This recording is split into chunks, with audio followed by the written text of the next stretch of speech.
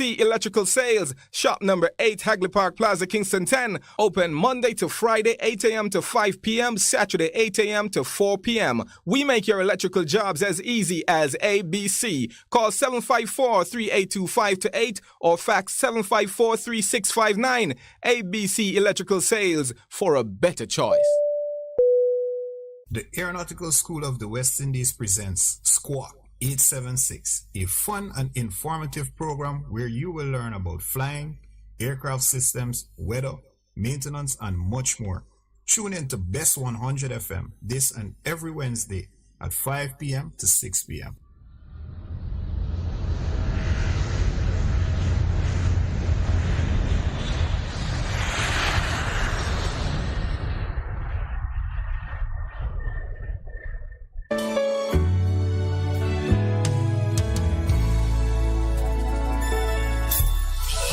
Came up against your home. Hey, this is Apostle Chevon Lawrence, and I'll be on Bess FM every Thursday at 9 p.m. with a program that is called Purpose Can't Die. In this season, you should win. In this season, it's your winning season. You don't want to miss it. Apostle Chevon Lawrence from Refuge Kingdom Deliverance Ministry will be on the air. This is your time to move into your goal that God has set before your life.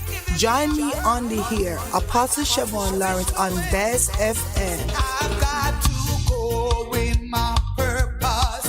The Lord has prepared for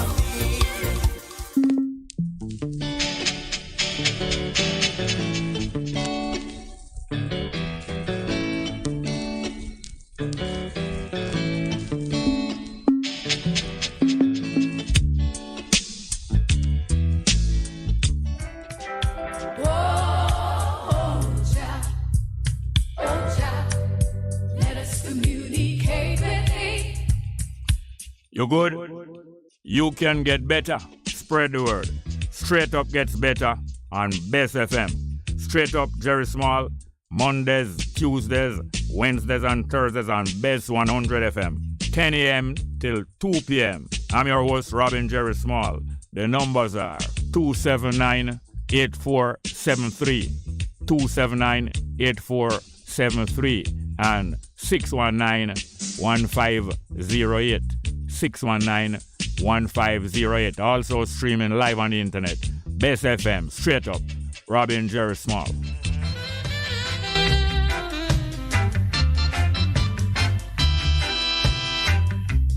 If you got to feel it, you got to be clean.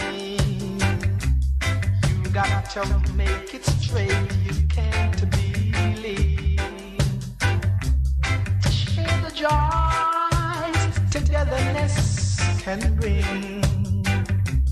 To the true soul, you just have to cling, and then you will feel it, you'll feel the soul inside of you.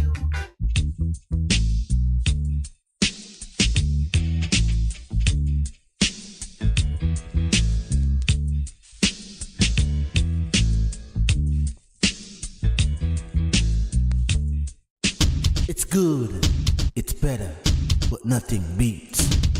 Here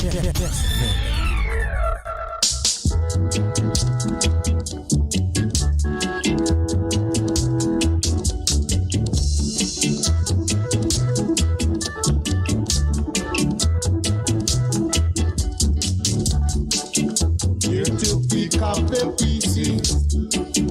Here to pick up the pieces.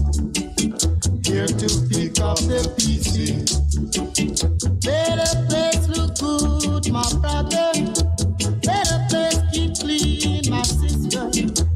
Better place look good, my brother. Better place keep clean, my sister. So come along, my brother. Come along, my sister. Come along, my brother. Come along, my sister.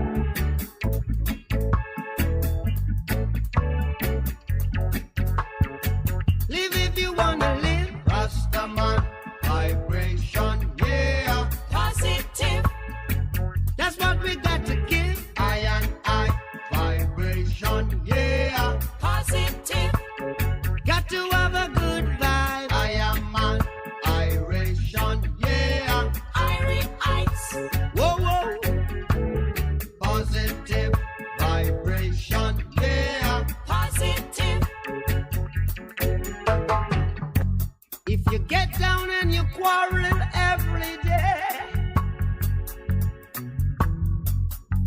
You're saying prayers to the devils, I say. Oh, why not help one another on the way? Make it much easier. Just a little bit easier. Say you just can't live that negative way. If you know what I mean. Make way for the positive day. 'Cause it's news in days, new time. And if it's a new feeling, yeah, said it's a new science. Oh, what a new day. Picking up. Are you picking up now? Jah love, protect us. Jah love, protect us. Jah love, protect us. Rastaman vibration, yeah, positive. Iron eye vibration, yeah, positive. I am on iration, yeah, Irites. Whoa. Positive vibration, yeah, positive. Picking up. Are you picking up now? Picking up. Are you picking up now? Picking up. Are you picking up now? Picking up. Are you picking up now? Picking up. Are you picking up now? Picking up.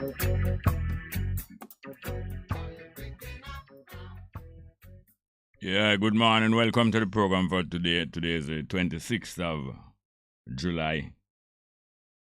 26th of July 2022. A Tuesday. Now, the numbers are 619-1508, 619-1508, and 279-8473, 279-8473. Today, my phone never on any internet yesterday. I wasn't able to track the live chat as the program went along. But when I looked back last night, it was quite interesting, very interesting, even more than most time. But I think we'll have the live chat accompaniment today. And we encourage the live chat people to call in, whether them in Jamaica or them near or far. We look forward today now to having as our guest Professor Rosalie Hamilton. Professor Rosalie Hamilton, well known. She help organize a law faculty at the University of Technology. Now that is a university built to train people in technology in Jamaica from long before 1962. And in 1964, Haile Selassie sent some money to Jamaica to build another school like that, a polytechnic. Maybe a little lower level, high school level, up to junior college level, teaching technical subject like the College of Arts, Science and Technology, that was the name of UTech before. Similar place, but them never built it, you know. And when them come here, them jump and start, try build. But then when them built as high school, them not built as no polytechnic. Poly mean many. Polytechnic mean a school that is teaching many technical subjects, all of the technical subjects. So UTech never really designed for teach, no. social subjects or sociological subjects, social subject which law is included in the social subjects. Law is the practice of deciding what are the rules for a society that bear sanction, rules that bear sanction, rules that if you break such rules, you will pay for the violation of such rules, and if you maintain such rules, you will be rewarded.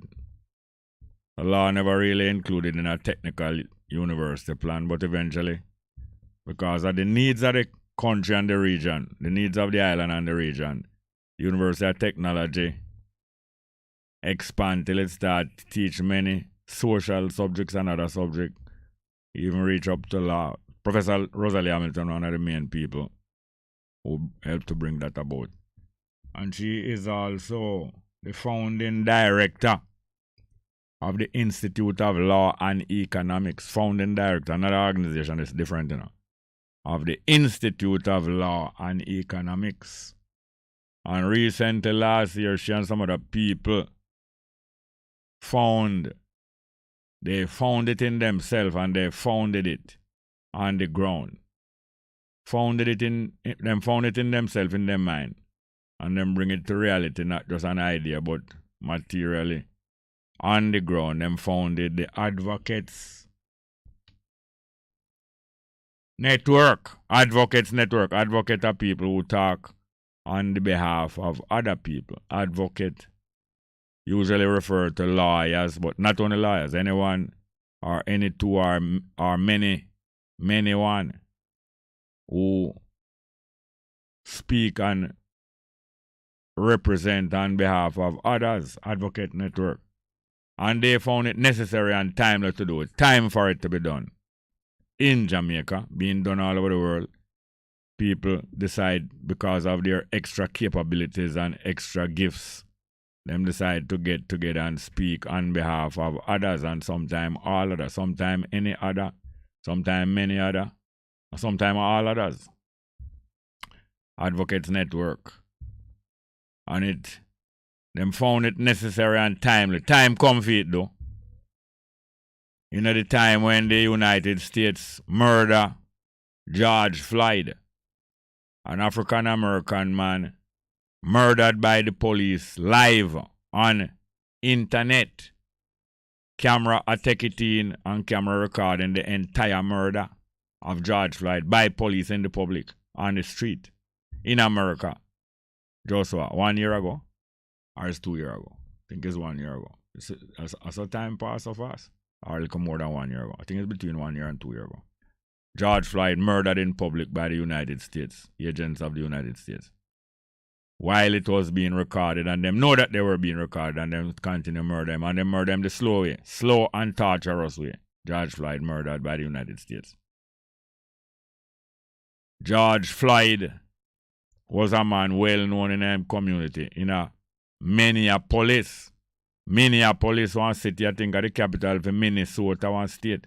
Minnesota name sound like one of them name where the original people in America did use in them language. Minnesota. You have some word in America, And in many countries is word where the people who was there before the rapists used to use them word. Like Jamaica make off a word that the people who was in Jamaica used before the European come rape them.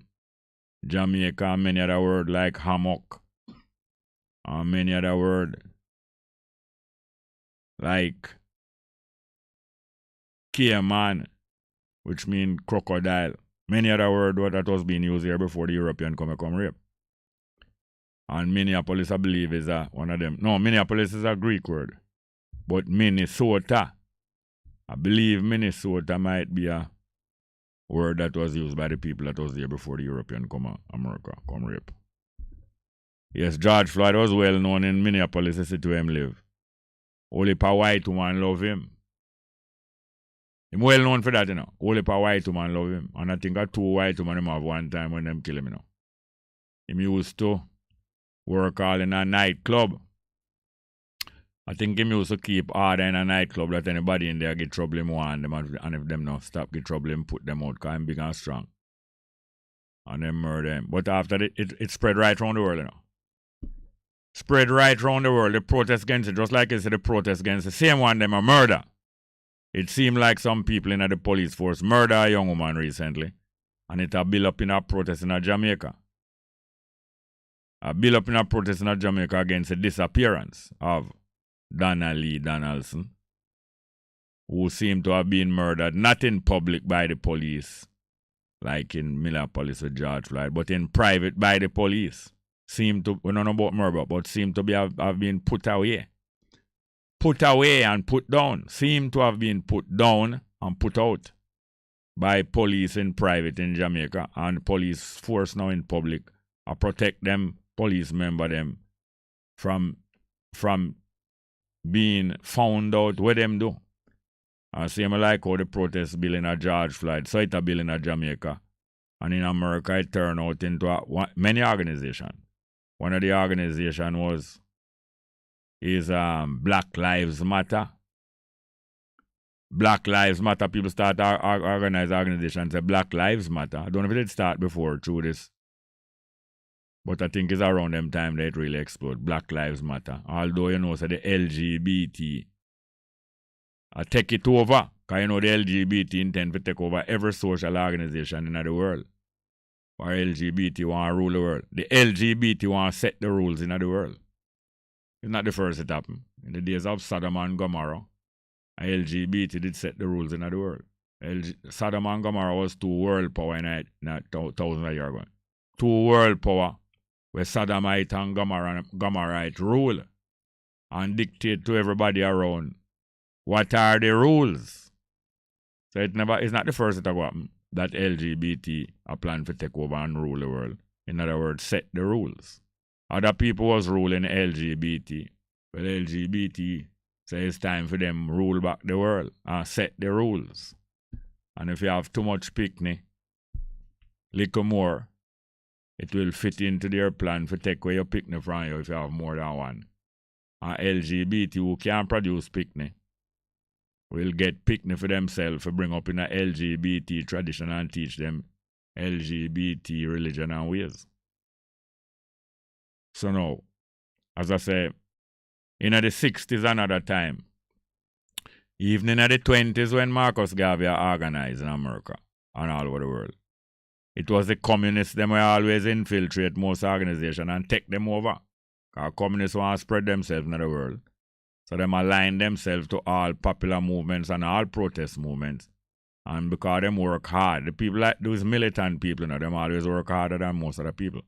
So because them work harder than most of the people, they go into organizations, they work hard, they get most of the work and the dirty work done, and the organization members say, boy, we're so glad to have these people.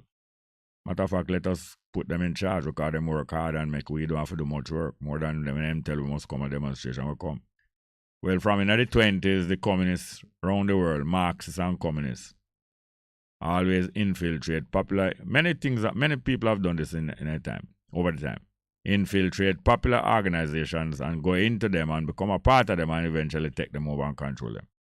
Well, again in the 60s, the communists who was getting, not really reaching far enough, them kind of reach them peak in the 60s in the world and start getting more in trouble now. But them, you all same way like in the 20s, they used to infiltrate most popular organization, go into it, work hard and take it over. So that was what was happening in the 60s when me a youth, you know. When me a youth and me and brother, sister and brethren start organize. Communists jealous and vexed of how we can move with the people so much and get the people understand, you know. Because youth and you to talk the people language. So communists always try to move alongside with us, so that them can get some of the benefit of this attraction that we the youth have with the people, mostly Rastafari youth too. So at that time, communists always move up and down amongst the popular movement, them including Rastafari, to take time, divert it, and take over the steering wheel. You know, when somebody hijack a plane or hijack a taxi or hijack anybody, you take time moving against them and you move easy that them not get too jump, you know, and not too beware of you. And you move until you grab the steering wheel and you take control of the steering. Well, that is what the communists used to do in the 60s. In the 60s, especially in Jamaica, when after Rastafari, I point out to the people of Jamaica that these political systems are fraud. And after 1962, when it started to become more obvious to the people that, wait, what the Rastaman them saying and the woman them, Rastaman and woman was saying, is really true. These political systems are fraud. And them start to damage us more, the citizens of Jamaica.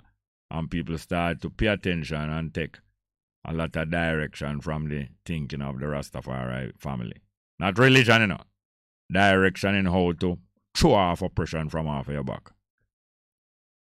So that's one of the reasons why I like play Rastaman vibration. But if it was more a time when Bob Marley learned more, he probably wouldn't sing Rastaman vibration. He would probably sing Rastafari people vibration because it includes both man and woman. But then at them time him sing Rastaman vibration. Because you know, when you were a child, you sing like a child. You compose lyrics like a child. And you think like a child. But when you become a full adult, you put away childish things, most childish things. And realize say it's not Rasta man alone, it's Rasta family. Especially woman. Because the family couldn't multiply without that other section of life. So looking forward to have Professor Rosalie Hamilton as a guest this afternoon, 12:30, because it is long time overdue from the time of Garvey and before, that those who receive privilege and education amongst our African people should be attracted in the movement to liberate our African people. Those who have more privilege and education usually start to live a more comfortable life after getting education. When you get education, you usually get a more high-paying job, more than a laborer or a farmer. And then you usually get a more secure job that you know say you're not in no danger of losing a job, and you benefit from the education with a better standard of living. And because of that, usually the educated people usually get comfortable and more comfortable until they become unconcerned about the discomfort of those who are not educated. But there comes a time when many educated people start become attracted back to their people's situation and start to farm themselves together with the people them know and say, like we get together and throw off this common enemy, which is rape and robbery. How I call? Let's go to the phone. Good morning and welcome. Morning, brother Jerry. Bless up, you know. Go on. Yeah, man. We are talking about the same thing. Malcolm X did that try to hold power. Holy Paka, Haile Selassie, then teaching them. Then they have one with themselves to a youth about their brother. But we want to talk about one country over in the over far Asia, the name. Yeah. Myanmar. Myanmar. Yes, sir. Yes, Yeah, what man, go on in Myanmar? Yeah, man, what's your name? Hang Shang Sushi, that's what your name? The woman with the woman that did lead the government one time? Yeah, where they pull up, where the army pull up coup and have a locked up, you know. Yes, she was the army in Myanmar, where when me a little boy you call them place say Burma. But them there time when foreigner did capture them and rape them. When them get to from out of the gang rape, them set up them own government, but them set it up partly under some communist influence because them they right beside communist China. And what about thing go until the army now, like in Jamaica, we have whole heap of police and security and military I take bribe and run gangster runnings. The army in Myanmar for years I demand a certain percentage out of the tax of the country as a extortion, you know. I extort the people and the government, you know, the army, years.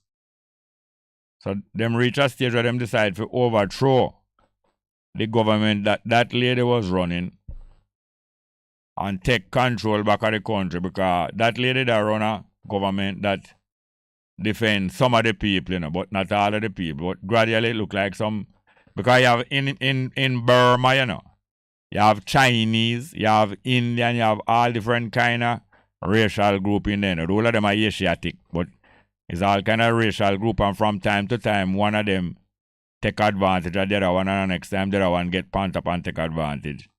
So it's one of them country where them claims like Jamaica is out of many. And because of that, at different time, different racial group exploit that one and run government till, Yeah, here when me want to ask you, that one I think when me want to ask you, but me afraid the lady where they have lock up here now, Sushi. They kill her father when she did young, no so? Who kill her father? The army, I think, killed her father when she was young. Yes, so she coming from a long tradition of a family who decides if you put up resistance, yes. Yeah, exactly, because here me I say no, the army, in the last 2 or 3 days kill 4 people, Yeah, what happened is that the army overthrow them government. They lock up two of them is a farmer in a fear government, high in a fear government, you hear nothing about it. Yes. The army, when them overthrow the government and lock up them lock up a whole heap of other people. Exactly. Who is against army control. Them execute 4 of them. No, hold on. Them have them in a prison long time. Excuse me? Them have them in a prison long time, over some of them many years, some of them since last year when them overthrow. But them decide now to tighten them control. Them did promise just like in a Sudan and many countries when the army take over, Them promise we not really take over, we soon give it back to the civilian. But them really a plan for stay in government for life. That's what the army do all the while, Even Jamaica army plan them thing on Jamaica police, So we should have take over the place and, So them promise to give back the place, but because them now give back the place and one whole and pampo longer, them decide now to start execute some of the main militant them way in a prison. Yeah, exactly. So they execute 4 of them and 2 of the person they execute within a fear government. Yes. So me I say look like them a line up for do she, yes. From the army, take over me a fret for her, lock her up, me a fret for her, Yes, because one time, Jerry, when they did one time they did have her lock up our yard, now they have her in the military prison, Yes. Because that is how it going on. When army take over, any set of overthrow, any set of coup, even revolution, them usually lock up the people who them know will oppose this new overthrow.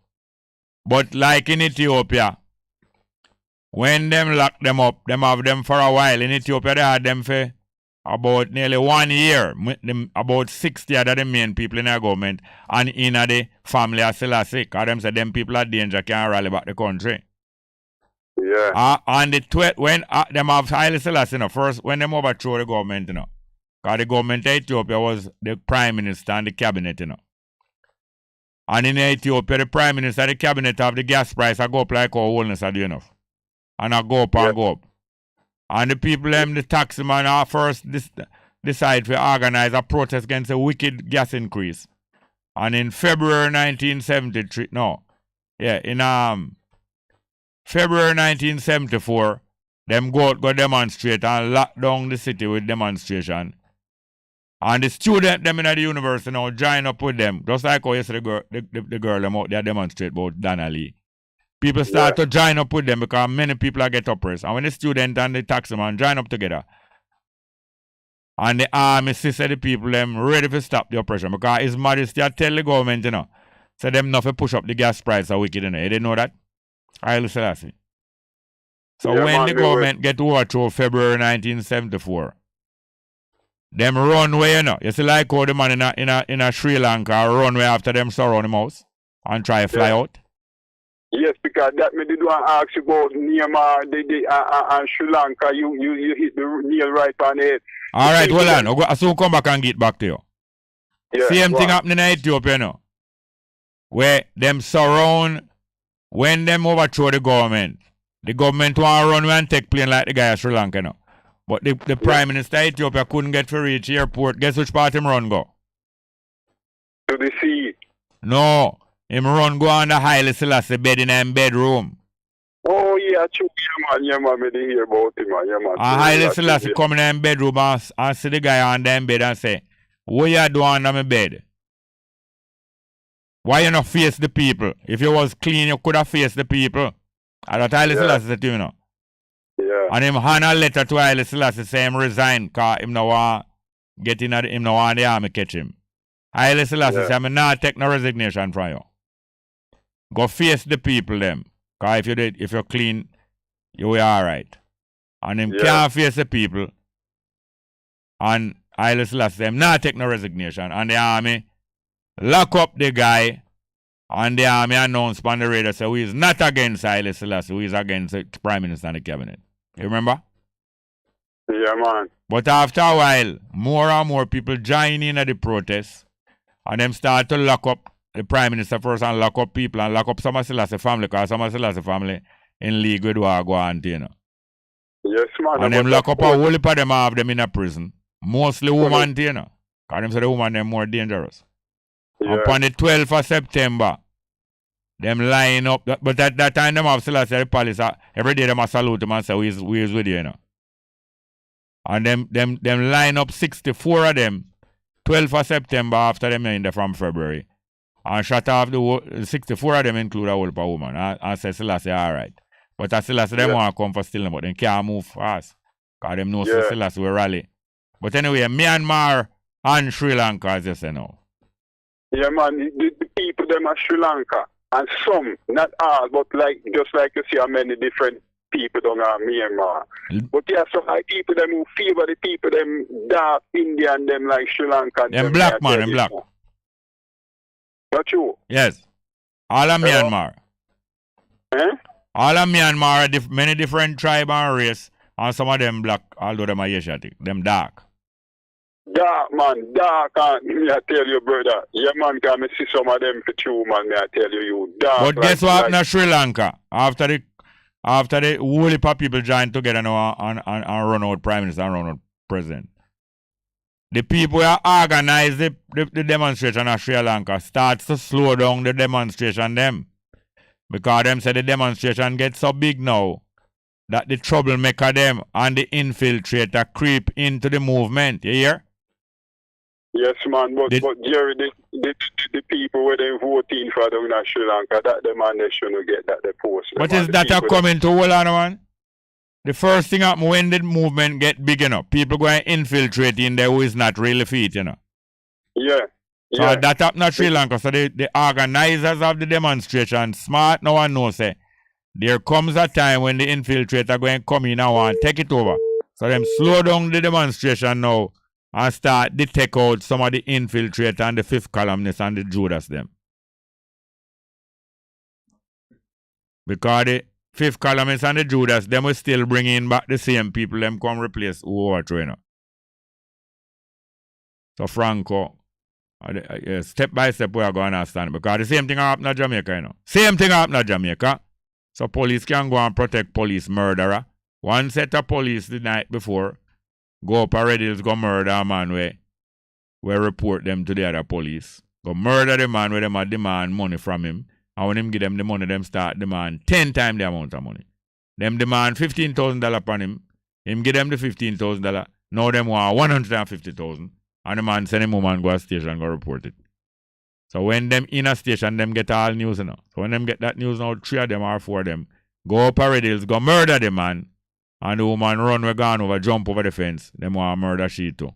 And one of them go straight to the airport, like where the man a Sri Lanka gone to the airport, gone runway.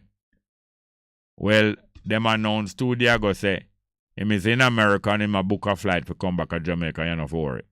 I can't them walk on the same way, you know. Say, oh, never run away, and they just make a trip and him soon come back.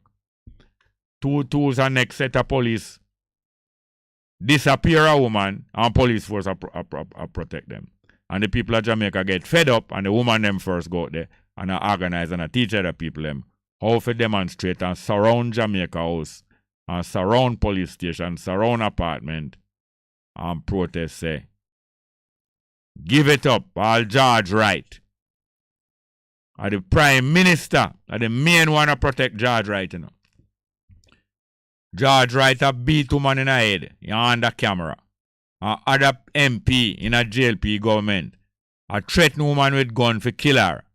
And the Prime Minister protect them and the Speaker of the House protect them. And the police and the soldier protect them. The woman make a report to the police, say the man assault her. George Wright himself make a report to the police, and the police now move for none of them. Imagine. Wellness they protect George Wright, him still have him seat. And the Speaker of the House protect George Wright, give him all other seat for sit down other side of the house. Send him over in a PNP. That PNP have a protest, so where you send him in here for? You see how them nasty and corrupted? Or them know the game, you know. But remember the game soon done. They know the game, and them a win the game. After them win that game, what happen after that? Anyway, we're looking forward for Professor Rosalie Hamilton to come here, because she helped to organize a group of educated people, gifted people, privileged people to say, let us not sit down upon our privilege and don't be concerned with the rest of the people who don't get our education. Let us come in solidarity with the rest of the people. And not only educated people and privileged people, but older people is in that group too. People who do a whole heap of work over the years and decide, say, boy, I reach 60, you know, retirement age. I reach 70, you know. I reach 80. It's time for me to stop struggle for the people now. Me can't bother. That's the situation of most people as them get older, you know. I did do a lot of work for my people. I now reach retirement age. I reach 65. I reach 70. I reach 80. I have done my part as a young people must do it. That's the same thing Norman Mandela say, you know, when he decided to give up 1967, you know. I have done my part. That actually him lose election 67 and him just say, boy, I have done my part, you know, time for the younger one them do it. Because him no member say what? It's a life work, but I wouldn't blame him for not remember, you know why? The work when him start out in, him get switched. Norman Manley start out in a nationalism work for build a nation, and him get switched by the British because the British train him. The British train Norman Manley, and the British coach Busterman team cousin. So after a while, them a think, and before, them a think more British more than black. So although them start to advocate for the black people, after a while, them say, yeah, hear me now. Black people now go to come to nothing. You better you still join on Palm Britain. And maybe the black can become black British or British black. So that switch Norman Manley and many other privileged people, many other educated people, many other gifted people get switched by that. Say, boy, I could join on and become a sub part of Babylon. The numbers are 619-1508, 619-1508, and 279-8473. Go on to the live chat, you know. Ricardo Portius, a Yale, say, keep by your mouth. He might tell you about different Jamaican proverbs and sayings and what it means. Keep by your mouth. And he might translate, say, cover your mouth. Mean expression, keep the information to yourself. Sometime, some information. Use your judgment. And sometime you keep by your mouth. And some information you cover up. You don't understand? In some topic. So that is, but some of the older people, some of the educated people, some of the privileged people, take that now for me in all things. Keep by your mouth. Nobody say nothing. You do your part already and you want to retire and live your nice. And enjoy your retirement and your old age. Keep by your mouth. Do not say nothing. Well, no, it's not all the time and it's not every day. And it's not every mouth for Kiba. Some mouth for Kiba. And some mouth must declare the right thing. So all of those words are potential. They are fuel, power. They are not power, the use of fuel. Some people say knowledge is power. No, knowledge is not power. The use of knowledge is power. If you have knowledge and you not use it, that's not power. That coming like a tank of gas. A tank of gas is not power, you know. A tank of gas is fuel. And when you utilize the fuel, it becomes power. It translates into power. It is potential. It is fuel. We only catch up one another. Al Cable and a hail from Toronto. Sister D say, Best 100 family blessings. Caribbean expat. Say, brother Gad and tough time. Bro Gad, oh, that a wholeness. Bro Gad and tough time made a debut on Sumfest stage. Sumfest stage with Equal Rights Lady of Dancehall. Oh. So them did their sons because you know the politician always a bore up in entertainment for try to get some of the popularity off of the entertainment and off of the sportsman. Watch when the people them come back from World Championship, how them go froze up themselves against the run of them. Caribbean expert continue, but she seemed to have crossed a thin line between entertainment and this with Bounty. Trouble Hammer. Caribbean expert continue. Bongo is Tufton and his crew still considering to change the name of Bellevue. You bet they have to change the name of Bellevue because it is reminding people that they're mad too. The symbol of the bell, the Labour Party and Bellevue, make some people add 2 and 2 together and connect the dots. Connect the dots between Bell and Labour Right and Madness. Continue, Caribbean expert continue. Maybe they should continue changing them HQ near on Belmont Road. Well, we'll tell you about that too. And adopt the name of Windward Road Institute. But we did talk about that already, and I did point out that Belmont Road is all another reminder of them and the bell too. And Caribbean expert continue. Ask Professor Hamilton if it's still difficult to teach. Difficult for UTech law students to transition from UTech to Norman Manley Law School. Can you ask her to explain the current status? Yes, that was a problem, you know. The University of the West Indies types, not the whole university, but the university types. Never too comfortable when the next university start teach law and reach teaching law up to the but them never have the qualification or them never have the facilities to teach law up to when you get, I think when you get your degree or some things like that. So the University of Technology Law School was trying to organize for people to, when them finish teach them the introduction up at UTech, them go over Norman Manley Law School and UW and them go through the rest. But the University of the West Indies seem to have been resisting that, you know? Resisting that. Like how Calabar and KC did a war and Calabar get organized. Some of the Calabar youth them get organized to start fight against even some of them one teacher and get organized to start chant out say KC school, KC a homosexual school. Through the KC youth them beat them, you know, and win the champs a few years ago. Them vex and start chanting at them chaplain and them assembly man time, you know, with their master and all that teacher them in there and say nothing, you know. KC a homosexual school. That them a chanting at them, you know, after them lose the champs, you know. And the teacher them not correct them and say no bother with that. The teacher them they encourage them. All member the board of directors, school board up at Calabar, all pastor in there, all defend all the boy them a do them thing, you know. Boy them beat up all teacher up at Calabar through my Dundus. Through a man a albino and him a teacher up there. Beat him up, take him phone, mashed up all some of them star where you say, but we used to respect, you know. They may get swell because when you praise people up to the sky, they may get swell. That's why I don't want no praise, you know. Give me some credit, you can give me credit for do anything, that's alright. But I don't want no praise. Praise is an extra level of bowing down. Whereas a form of prayer, you know, praise. So some of the youth them were doing well for Calabar for years. They may get swell and they become hero at the school. And them become hero at the school so much so that them start bully all one of the school teacher, especially through my Dundus. Assault him and take all him phone and mash up him phone.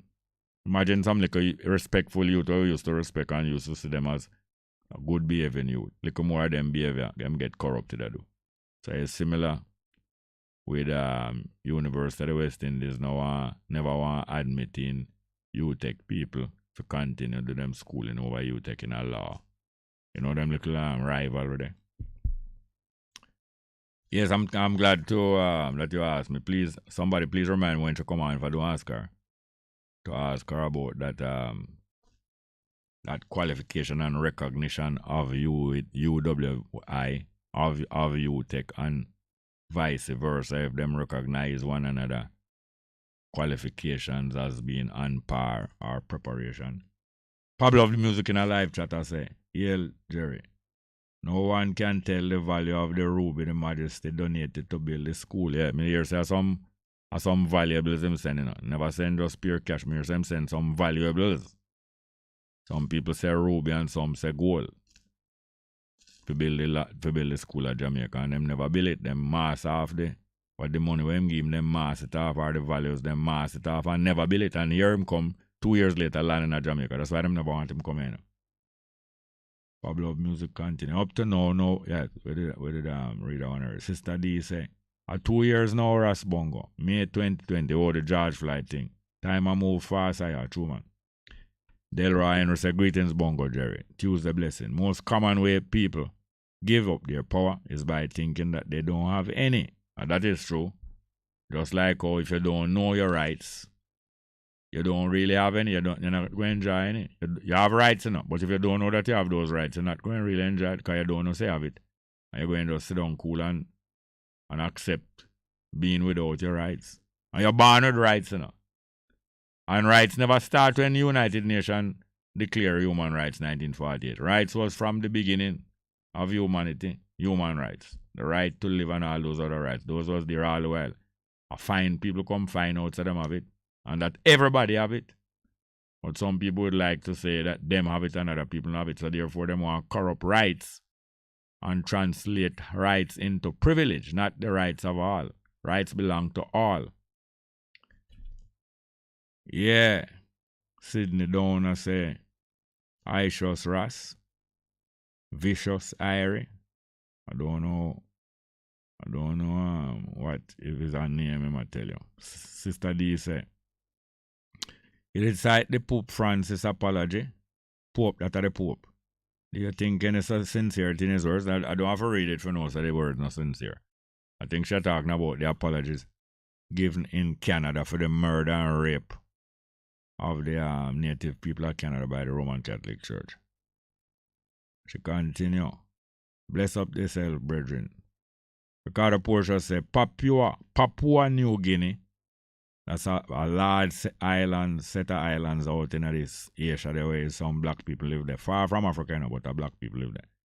Papua New Guinea is the world's most linguistically, that means language, it have the most different language.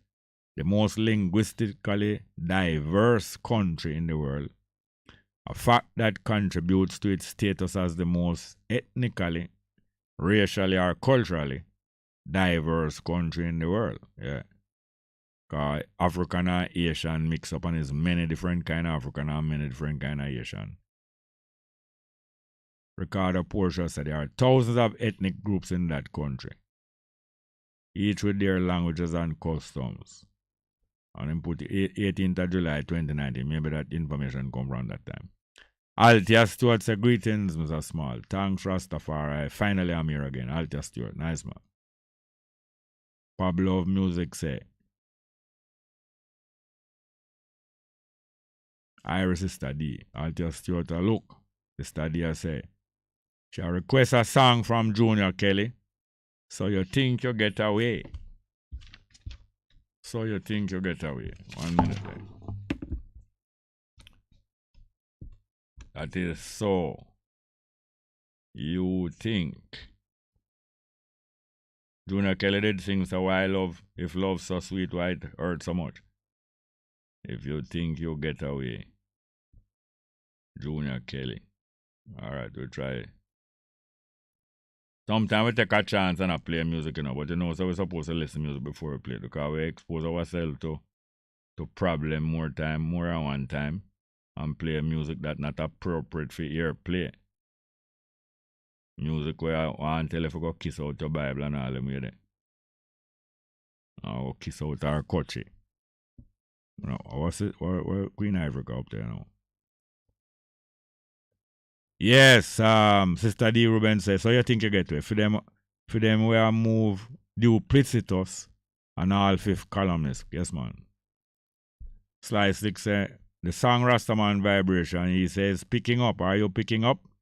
Where did he get this saying?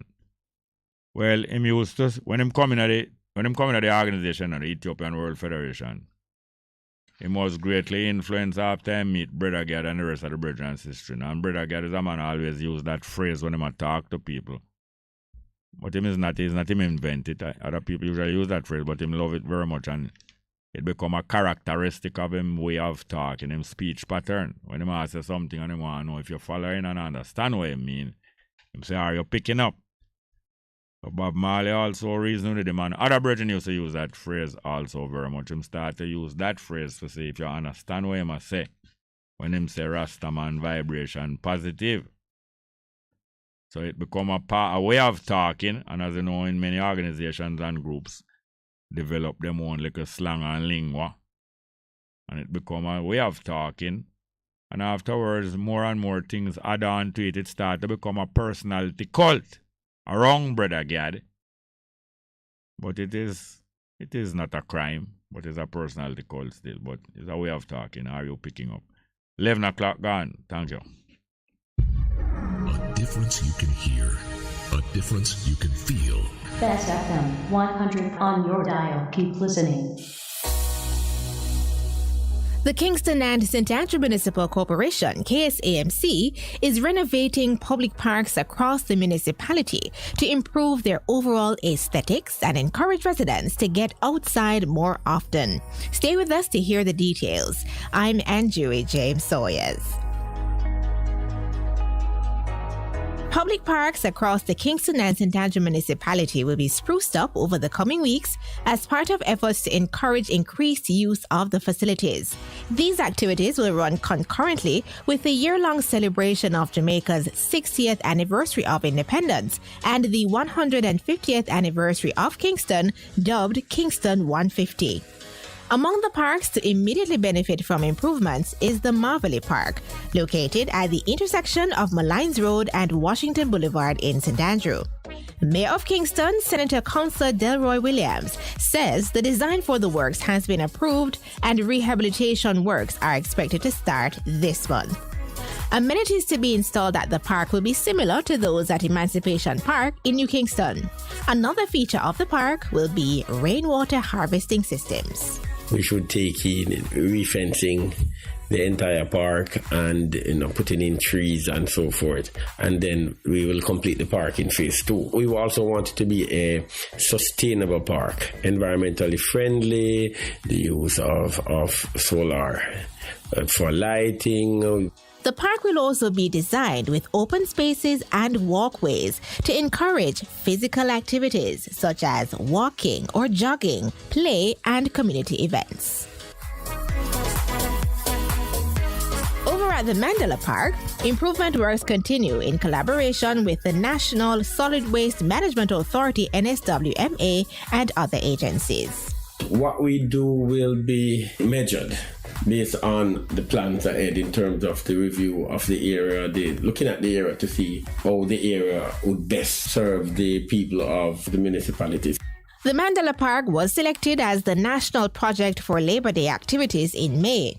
The park, named in honor of South Africa's first black president and freedom fighter, the late Nelson Mandela, was painted and trimmed.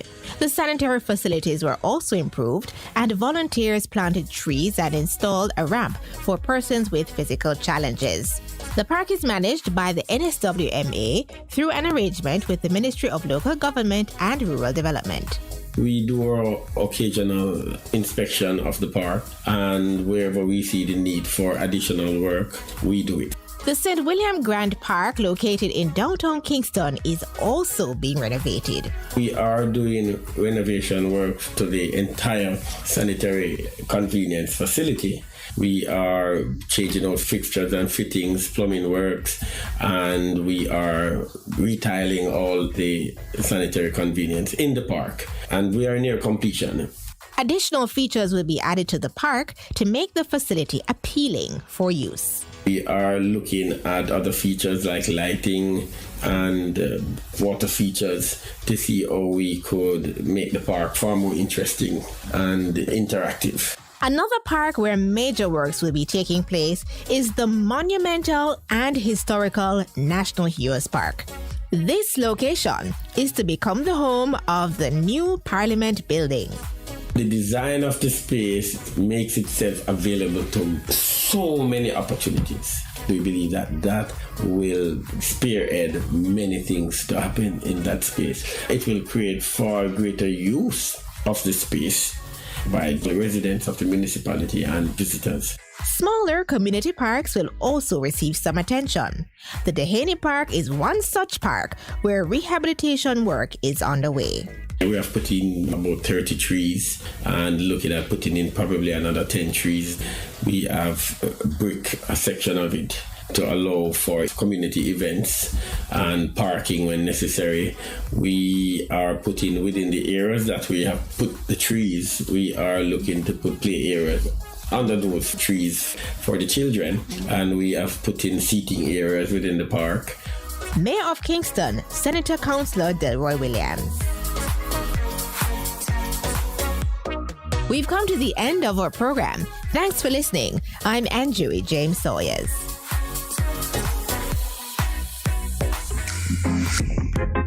A production of the Jamaica Information Service, the voice of Jamaica. A difference you can hear, a difference you can feel. Best FM 100 on your dial. Keep listening. Oh no.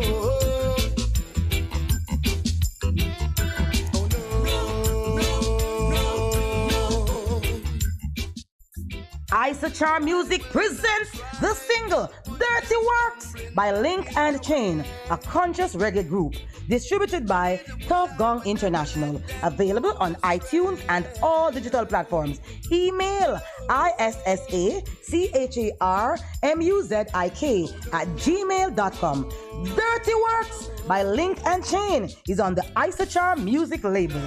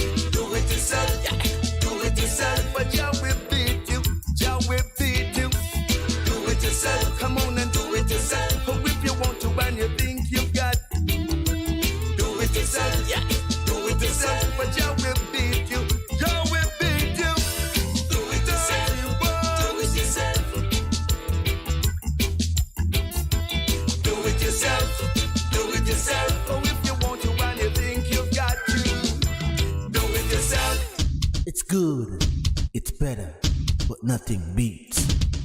Best FM. It's good, it's better, but nothing beats. Best FM.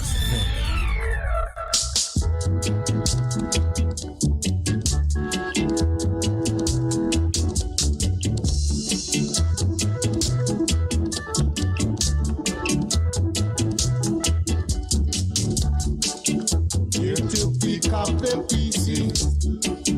Here to pick up the PC. Here to pick up the PC. Let the place look good, my brother. Let the place keep clean, my sister. Let the place look good, my brother. Let the place keep clean, my sister. So come along, my brother. Come along, my sister. Come along, my brother. Come along, my sister.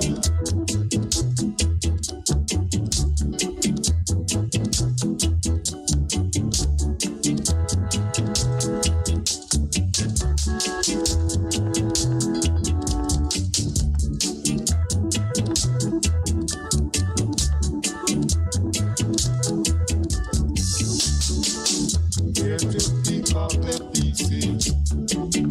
Here to pick up the PC. Here to pick up the PC. let the place look good, my brother. Let the place keep clean, my sister. Let the place look good, my brother. Let the place keep clean, my sister. So come along, my brother. Come along, my sister. Come along, my brother.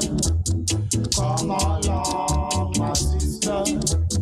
Come along, my brother. Yes, good morning and welcome back to the program. There just hear the Isaac music feature. Feature in the group Lincoln Chain singing a music named Dirty Works. Always coming well out of Isaac music. Lincoln Chain Dirty Works. Alright. We get back to the program in the day. The numbers are 619-1508, 619-1508, and 279-8473. 279-8473. Yes, and we're looking forward to having Professor Rosalie Hamilton here talking about the work and the resolve of the Advocates Network. Advocates Network.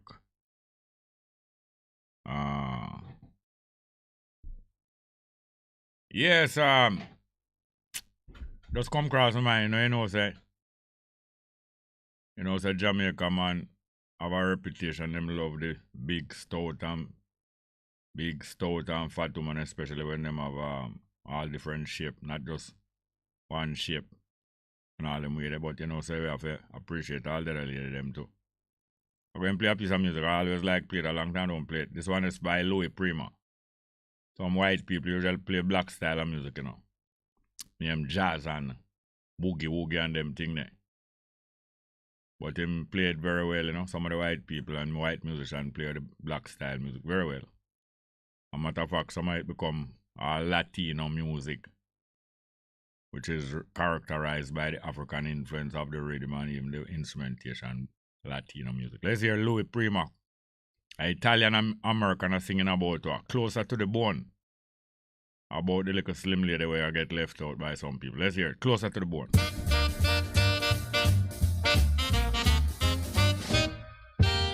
Closest to the bone, sweeter is the meat. Last slice of Virginia ham is the best that you can eat. Don't talk about my baby, she's slender but she's sweet. Closest to the bone and sweeter is the meat. Now she'd make a good thermometer if she drank a glass of wine. She's built just like a garter snake, she climbs up like a vine. My friends tell me I'm a fool to love a girl like that. Here's the reason I like 'em slim instead of big and fat. Cause closest to the bone, sweeter is the meat. The last slice of Virginia ham is the best that you can eat. Now don't talk about my baby. She's slender but she's sweet. Closest to the bone and sweeter is the meat. Yeah, let's go. Yeah, let's go.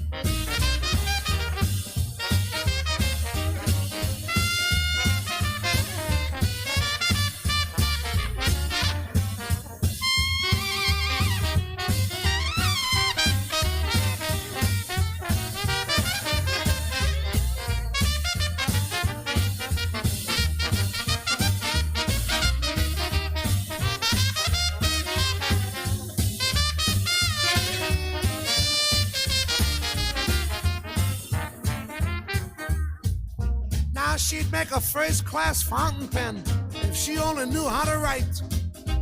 Her figure's like a piece of string. She rolls up every night. Everybody thinks that I'm a nut to love this lovely worm. Boy, there's one reason I like 'em slim instead of round and firm. Cause closest to the bone, sweeter is the meat. Last slice of Virginia ham is the best that you can eat. Now don't you talk about my baby. She's slender but she's sweet. Closest to the bone, sweet. I got another one now. Listen here. She'd make a fine piccolo if she only stayed on key. Boy, she's shaped like a rubber band and she loves to snap at me. Everybody thinks I'm insane to overlook her faults, but here's the reason I like 'em skinny instead of full of schmaltz. Cause closest to the bone, sweeter is the meat. Last slice of Virginia ham is the best that you can eat. Don't talk about my baby. She's slender but she's sweet.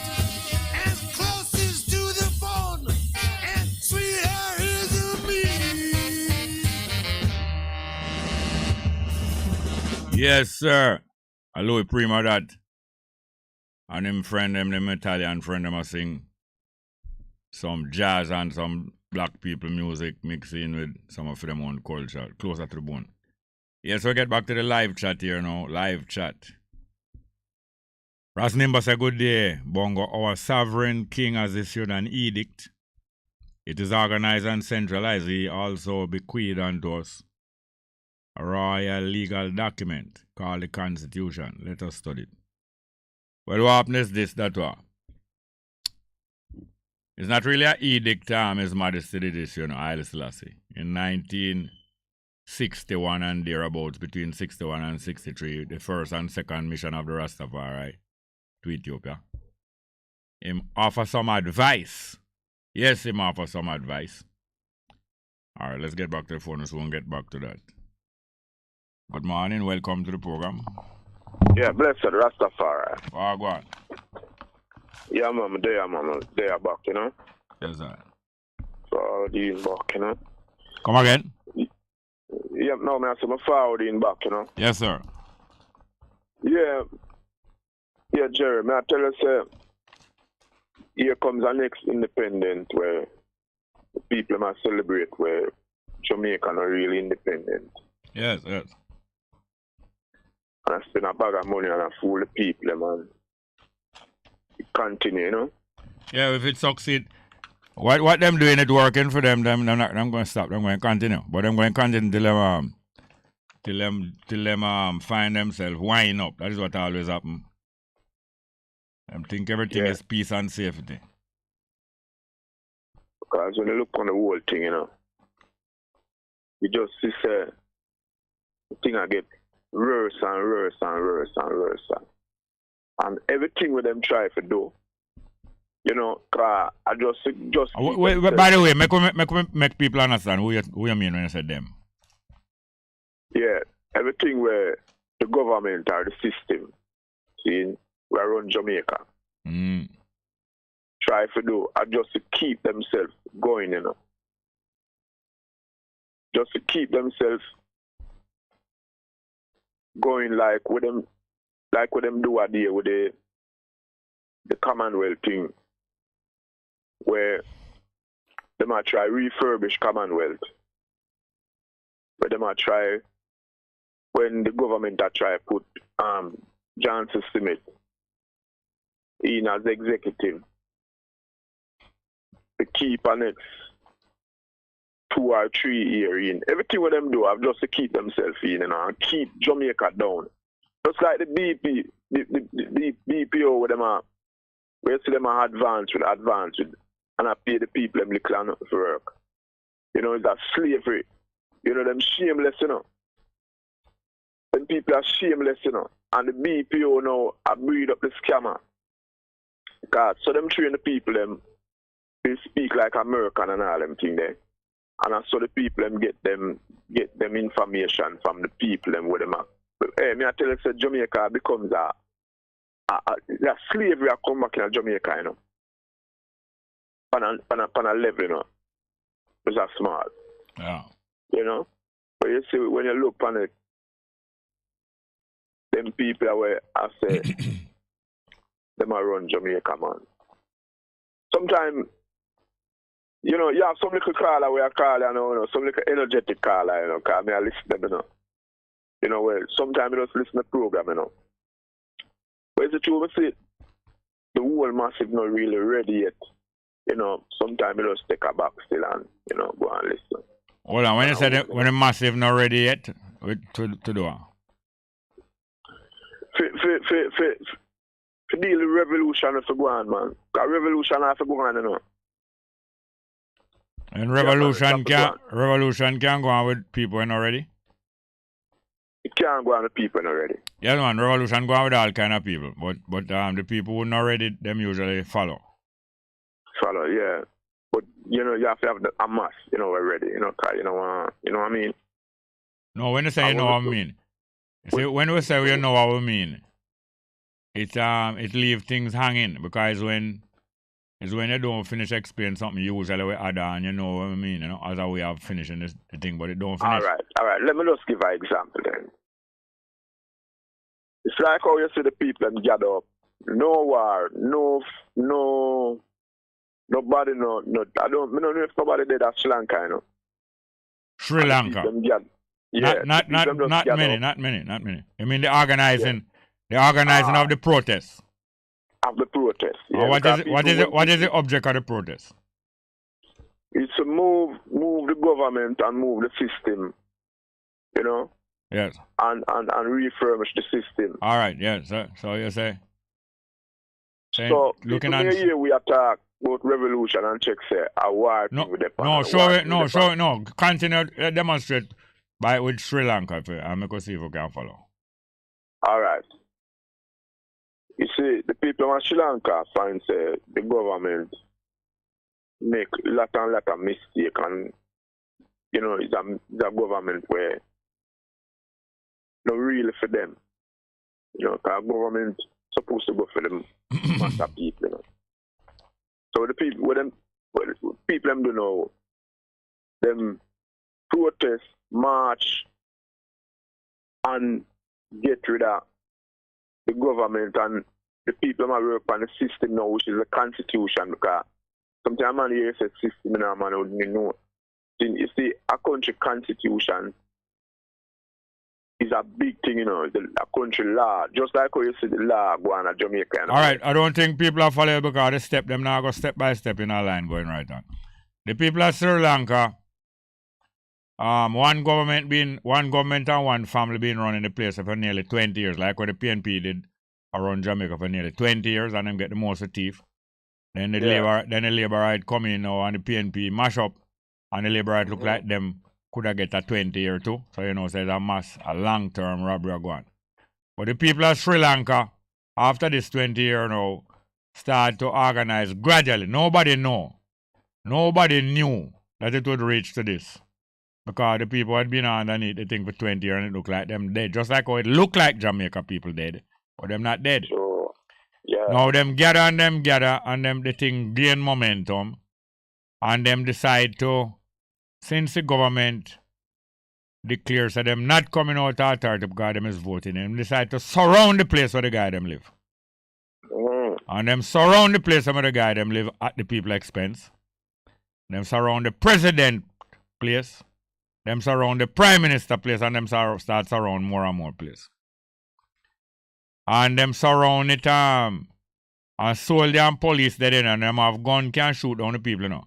But them know if them start it, the soldier and the police know that if them start it, them no must can finish it. Yes, the soldier and police in Jamaica can kill off a good percentage of the population, but they know that they're not sure if they can finish it.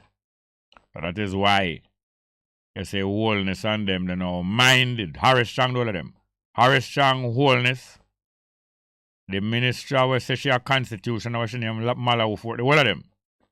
And the whole of them will have them garrison in Spanish town. The whole of them, they are watch and calculate, say. And if we could have murder off the whole of them in a 2 week. But then again, them say to themselves and realize, say, I don't think they can finish it. Maybe them have to just thief and run from Jamaica. So now the people of Sri Lanka continue till the president organize and fly out and run away. And then the prime minister appoints somebody else as president or himself.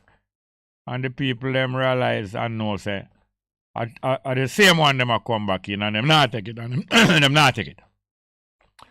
So the people of Sri Lanka not fooling around, and also the organizers of the demonstration in Sri Lanka know that it's at this stage of the thing that other people creep in. Even the same government creep into them demonstration and take control of it, and you know it's the same government. Or some other wicked guy creep in. Or the gangster them keep in. Because the gangster them in Jamaica too is also waiting to creep in and take control of these people protesting in Jamaica. You know that? Yeah, man. Yes, but at the same time, the gangster knows that them they're not in. The gangster knows that them no must can manage this night. You know. The gangster them. We have a whole heap of money and a whole heap of high power weapon and a whole heap of big car, a whole heap of bike. No, that them no must can control it. So everybody will watch carefully and everybody have a plane or a boat out there. Because they must reach airport. Gangsters have enough boat and plane out there different from airport, you know. We can carry them go a back with them go trade gun with for meat. Or we can carry them go to Bahamas and carry them go different places. All of them are try. Everybody are try jump on our back because them know that we out to throw off the list. The latest one off our back, but them know say it's a risk them a take. Yeah, man. So, you know, when you look on the whole thing, all right, for instance. You only have 1 minute left. All right, just for instance. This BPO thing. How can a man work in New York that do the same work like you? A man work 1 day and you work a whole week, and the same people them who own the same system, the same BPO thing. And a man work 1 day and I work where you work the whole week. You work the whole week and a man work 1 day and work the same money where you work. Eh? Look on it, Jerry. No, I don't understand. I don't understand. Maybe somebody tell you something, but you're not really explain it fully. The slave the people, man. Yes, we're used to that. We understand that. Yes, we understand that. You see it, so. You know, but anyway, me call you back again. You hear? Yeah, man. Call you later. Yes, you hear? Yeah, bless you. We have some more, Carly. The numbers are 619-1508, 619-1508, and 279-8473. 279-8473. Yeah, man, this constitution that His Majesty give us is a constitution of an organization him form. I will tell you this, him never form it as a royal organization. The Ethiopian World Federation was not formed as a royal organization. It formed as a people's organization. Especially for the people them around the world. The Africans around the world who want to link with one another and also link with Ethiopia. Now some Rastaman since that time they tried to form a royal organization. Them try to turn Ethiopian World Federation into a royal organization. Them all registered the name say Imperial Ethiopian World Federation. But them themselves who did do that, you know. The man who do that, him himself is a man who work for CIA, you know. That's why you must be very careful. The very man who say him want to form the Ethiopian World Federation into a royal organization, because the Ethiopian World Federation is not a royal organization. It is a people's organization. But him say him want to form it in a royal organization. And him go register it. Him have a lot of supporters. Him go register it and call it Imperial Ethiopian World Federation. Him is the same man who declare more than one time that him is an anti-communist.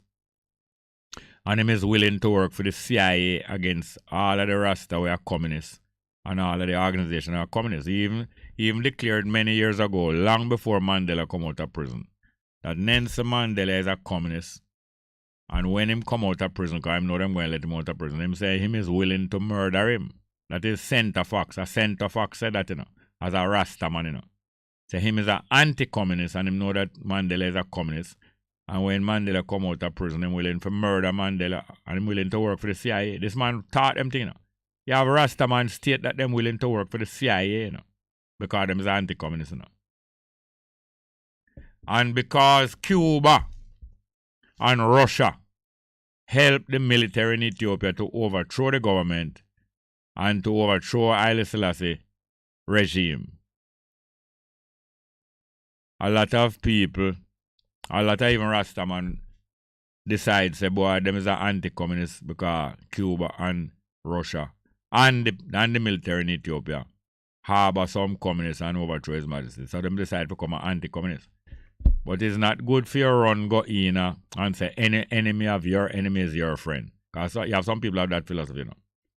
Any enemy of my enemy. If I have an enemy, anybody who is for them enemy to me like them because them is the enemy of the same person who is my enemy. And through that, me and them are friends. You think I say it go? You think I say it go? That's how people get trapped all the while. Get trapped and make alliances with people who is no good. No good for you and no good for anybody. Have no good. Anyway, we soon, if you want to discuss that some more, we can discuss it. Ken Brown here. Dan Edwards say, why? He asked me when the book will come out. He say, I must write a book. The experience and some of the history. Boy, it really would have good. Well, yes, I am working on that. And yes, it might come out. Delroy Henry Ayel, Black and Proud say, early in class today, Alta Stewart say, that's what they think, but they're not going to get away. Yes, we have some more music to play there. The numbers are 619-1508, 619-1508, and 279-8473. Yes, so we're going to play that piece of request who somebody requested a while ago, so by Junior Kelly. So you think you can get away, or trust that this music is worthy of our playing. We have that, so you think you can get away, right? Yeah, let's go.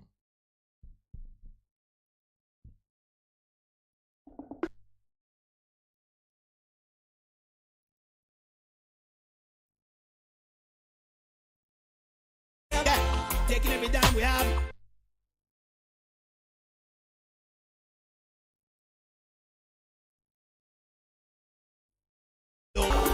They're the ones who always want to count all big figures.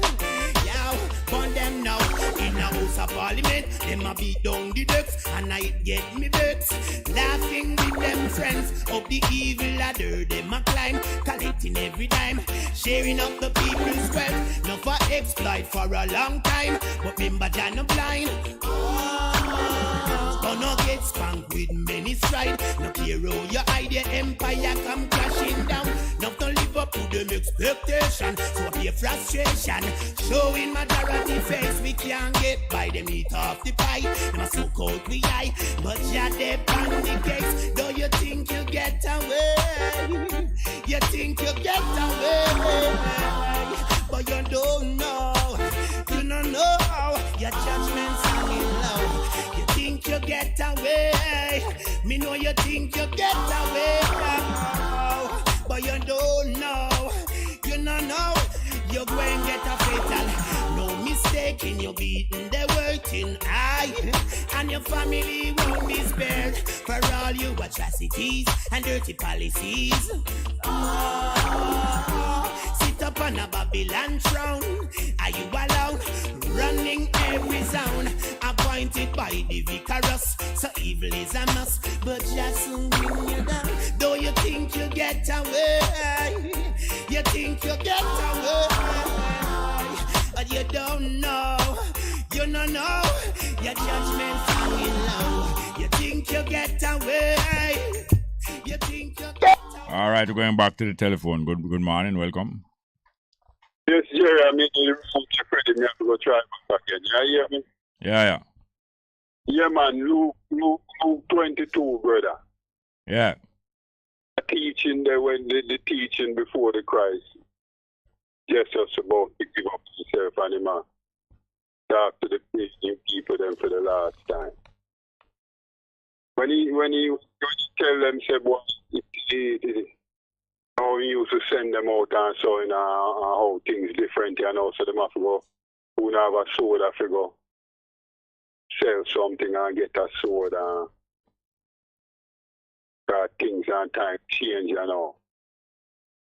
And teaching, they come like a wagwan, them things they are going in a today life right now in a journey, I tell you, you know. All right, the guy they know where.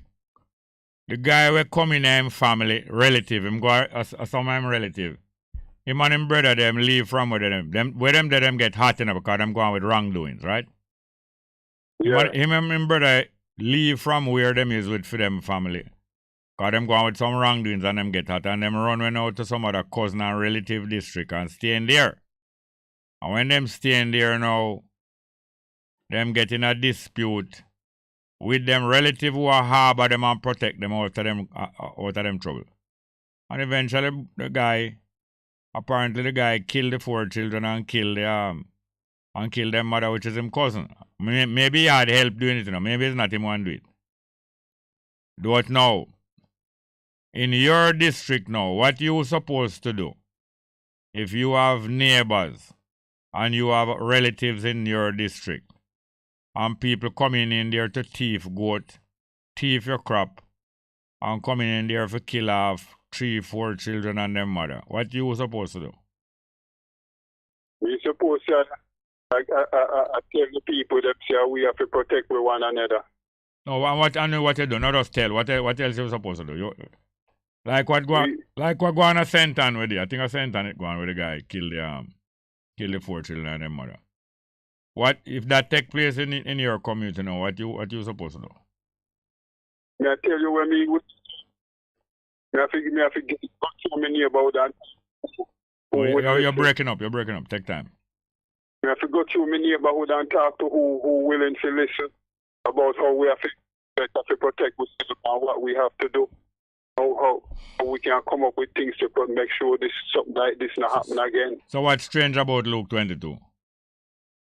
Huh? So what is strange, if that is the situation, then what is strange about Luke 22? Nothing strange about it, Jerry. They don't see him kind of teaching. Yeah. But I hear some people up to this morning, me hear a man a question some people about it and ask them, since them is Bible people and Christian, how that sit with them. And them now want deal with it at all. Yeah, but the credit I done, Jerry, bless her. All right. We should take him number and call him up because anyway, sorry I never take him number. All right, we might find a way. But the numbers are 619-1508, 619-1508, and 279-8473. 279-8473. Now, recently, it's about a year or two, a woman married a man who did have some children before, and he must have a family before, have a wife before. And she and the man now, I don't know if she and the man build up, but the man build up and get some more prosperity. And I understand that she and some of the sons of the first family, the first marriage, like them in a dispute and tussle about some of the man assets. About some of the man assets. And then she come under threat. She come under threat of danger to her life, over property discussion. I don't know if she had tried trick them and I tried cheat them out of them inheritance. I hear people say that. People say she had tried trick them and I cheat them out of them inheritance because she's the new wife and she and the new children must get everything. I also hear that them a try pressure her, so you don't know which side right. But the fact is that she go on church. She's a member of church.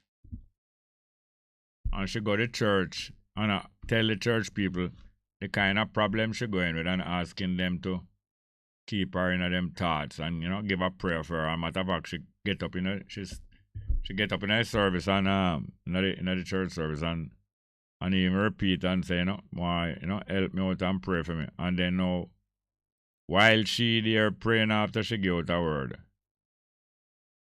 a man come in at the congregation, sit down behind her, and when she done talk, the man take out a gun and kill her right in the church service. And two lady was up at the mic, must have read sing some hymn and thing, and everybody on the pass and everybody just sit down there and watch the man kill her and watch the man leave out of the congregation and go away. And I understand that a policeman was a member of that church and was in the church that time.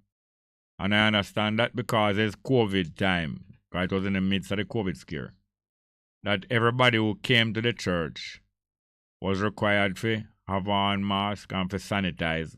And there was also a search. But when that man come in, them never search him. And a policeman in the congregation with a gun never search him. And when the man kill the woman and go away, the policeman start fire shot. Now, that is Christian behavior. Let's get back to the telephone. Good morning, welcome. Hey, good morning. Welcome. Mr. Jerry, I feel like I have two questions this morning.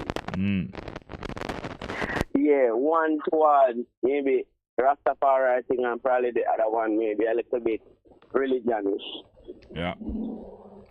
You see one paper on the internet that says Leonard Howell is the founder and starter, creator of Rastafari movement. How you see the thing there? That is misinformation. Alright, hold on. So I'm here to say that enough time. I mean, in a way, when I listen to the thing and I do my little homework, I kind of believe what you say, because I see what you say the meeting go on and then Ethiopia and then I link up with Marcus Garvey and his wife will talk about it and put it in a writing.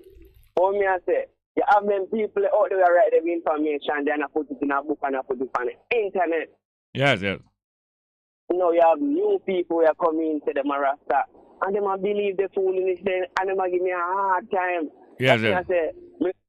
But what them doing, them giving you exercise, And if the exercise will make you strong, them giving you a hard time. Like when a runner, you remember this white girl come up in America where they as a terrific sprinter. You know America when a white woman always are going with some terrific sprinting.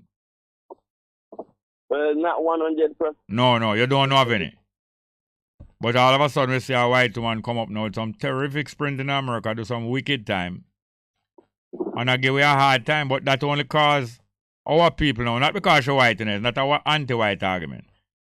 But it cause our people and our ladies now to get extra training and extra prepare now, so at all costs them have to beat all of them, including this girl. So when them people are getting them trouble with them misinformation, it's only making you stronger, And in the long end, I believe you will be able to explain to them what is the correct thing more than them convince you that Howell is the founder of Rastafari. How he'll never come back to Jamaica till a few years after Haile Selassie crown. And then him start talking argument about Haile Selassie. Along with about 4 or 5 other men roughly at the same time. That means it's years after Selassie crown before him reach back to Jamaica. One at time them start claim say him was at the coronation. After a while I don't hear nobody talk. Because a lot of lies them try to tell you now. Afterwards sometimes them decide to no, I'm not going to try tell a lie there.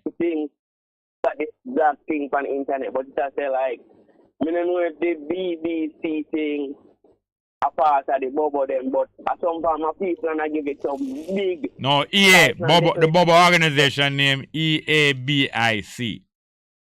I think that part they attack to it, but me I say, oh, them are going to say, Haile Selassie because they attack this part to it, that's why I show the other person. No, you're not talking plain. No, you're not talking plain. You're not explaining. Oh. Explain things properly, man. Yeah, me I say, me I explain to the person, I try to tell me, say, Leonard start the thing. And me I tell them, say, me not believe that. Because when you look on it, I mean, he might just one of the person who follow the movement. But me I say, on the paperwork for on the internet towards the thing, them put it as Rastafari is the, what you call that person there? Coming back king like somebody that Jesus Christ. Yes. But our man about and woman come back and save the world. No, you're still not thinking, you know. You're not thinking that people listening to you and you're explaining something. It is natural, you know, that sometimes we get emotional and we just start talk. But when you realize that people listening to you, you would explain. Oh, here is fact now. The Rastafari movement start when Haile Selassie was Ras. That is before 1930. How he'll hear about it after that and bring some of them teaching to Jamaica after. It is not him started. Founder means say you start something. It's not him started. A Rastafari started. How is a man who spread it to Jamaica, not him started. Simple as that. But you have some people, especially some university people, who been pushing out that idea. And because them have university degree, people tend to listen to them and say, but it's university man says so it's doctor that said that. It's the same way in 1960 the university did a study on Rastafari, you know that? Yeah. And after them did a study on Rastafari, them published it in a book. And after that, people start take that book as Bible. So anything the university say about Rasta, some people say that is it because the university said that. And so a lot of misleading things go out there under the stamp of university said that is Bible. And even the Bible that we have a read now, a lot of misinformation was pushed into it the same kind of way. True. Let me try. So basically I say Leonard Howell is not the founder and he never started.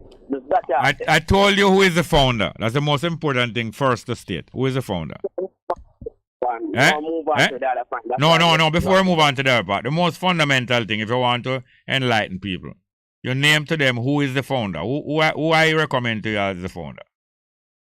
Rastafari. Yes, Rastafari is the founder. Rastafari is the founder.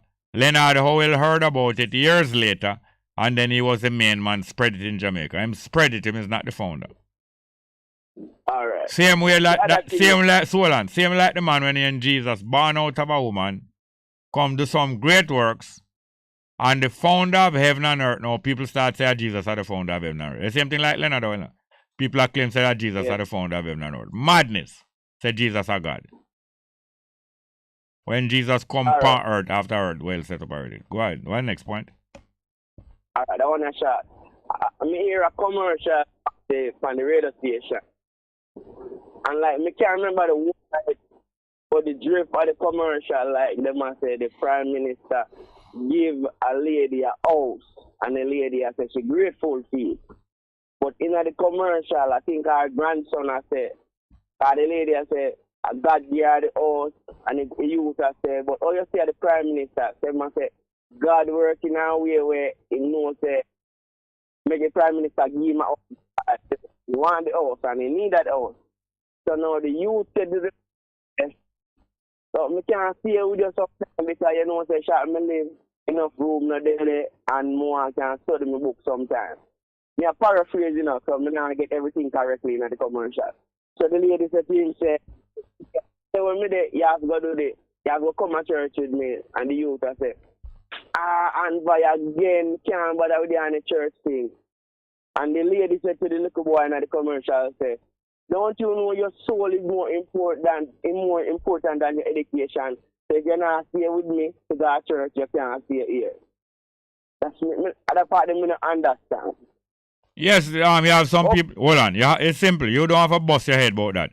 You have some people. There are some people who, if you do not abide by what them say in all things, you cannot stay where they are or benefit anything. So if you want any food from them, anything, you have to agree with everything them say, including them religion, and you have to vote for the party where you them say you have to vote for. Don't you know it's simple as that some people dictate all them things, otherwise you can't stay here? True. Yes, you don't have to bust your brain about it. It's easy. Just some people stay like that. What you say? I guess that's it then. Because I say, where the lady said to the little boy don't make no sense. It don't have to make sense, but because it's her, who the prime minister hand the house key to? She. Then she same one that said the little boy can't stay there if she not hear him. Yeah. Alright, so it's her house key, and she'll show him say, you can't stay here if you don't hear what me say, and then me get the house key from the prime minister. Simple as that. So she'll behave just like the prime minister. You understand? I see when the prime minister say, if you not abide by him, you can't get nothing, you know. Yes, don't talk. Yeah, that's why it's brogad kind of talk them, you know, brogad. Yeah, but when I sure say, me I look for it in a different way. So maybe if you look for you can read, him can go read any book and find God himself. Then I figure. Yeah, that will happen. That will happen. Don't worry about him. That will happen. That will happen. Yeah. So them give me them kind of argument to when me a youth, you know. And as soon as me find myself I earn some money, me a 16-year-old, them never have to tell me next time say, you can't stay here. Them never remember, so them did tell me that one time. But me remember, me move. So when them contact me and say, oh, you gonna left the yard, me say, you know, remember you did tell me, say, me can't stay there with certain kind of talk. I gone, me gone. Yeah. Thank you, here, sir. Huh? And them two find them leaders want to look. Yeah, man, that's great. You can call back anytime. All right, sir. Yeah, man, the numbers are 619-1508, 619-1508, and 279-8473, 279-8473. That's why I say things coming together beautifully when people ready. We have been under pressure. We have been under pressure in Jamaica for hundreds of years. And the people who have us under pressure is getting them way. And they laugh to themselves and say, yeah, them just a talk, but there's nothing they can do about it. Little by little, we are learning ways of getting from under the pressure. And we're spreading those ideas to other people, how to get from under the pressure. And the idea and the outlook, that frame of mind is growing. And one day, just like many other countries in the world, you're going to see people suddenly contact one another and get together. Suddenly. Overnight. It's going to look like overnight, but many people are there planning and waiting long time. And then overnight, them get the signal, say, is it time now, you know? And I see some people who, you know, so overnight. Music. We have some more music to play. Yeah, man, me I go play. Which one do I want to play, I know? Give me back Rastaman Vibration, because some of them music me I save them till when Miss Rosalie Hamilton come. Rastaman Vibration again. But I know it's Rastaman, a Rasta People Vibration. But at the time Bob Marley sing what him didn't know and couldn't do better. Little more him do better. Rastaman Vibration.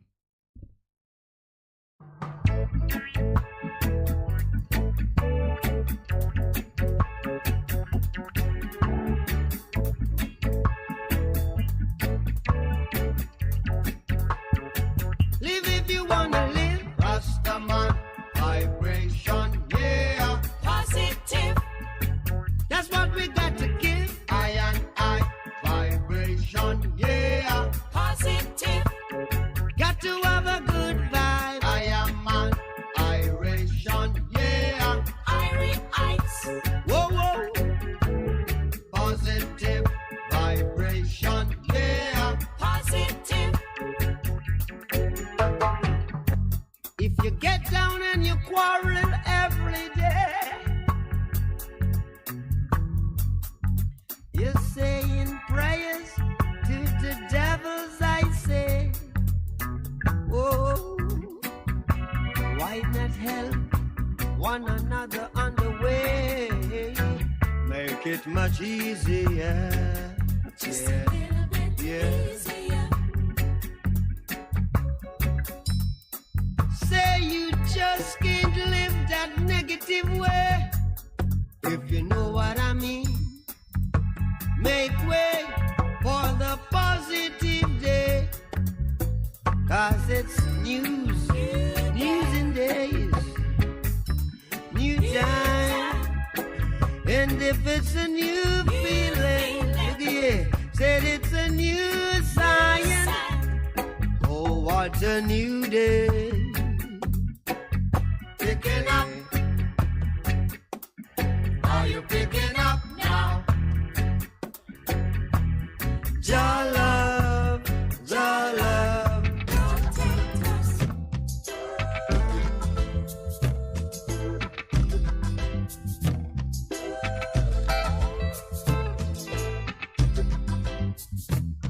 We refuse to be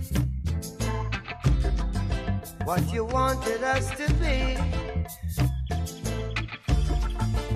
We are what we are. That's the way it's going to be. If you don't know, you can't educate us for no equal opportunity. Talking about my freedom, people freedom and liberty. Yeah, we've been shouting on the wine press much too long. Rebel, rebel. Yes, we've been trying on the wine press much too long. Rebel, rebel. Babylon system is the vampire. Yeah. Sucking the children day by day. Yeah. It's the Babylon system is the vampire. Falling empire. Soaking the blood of the sufferer.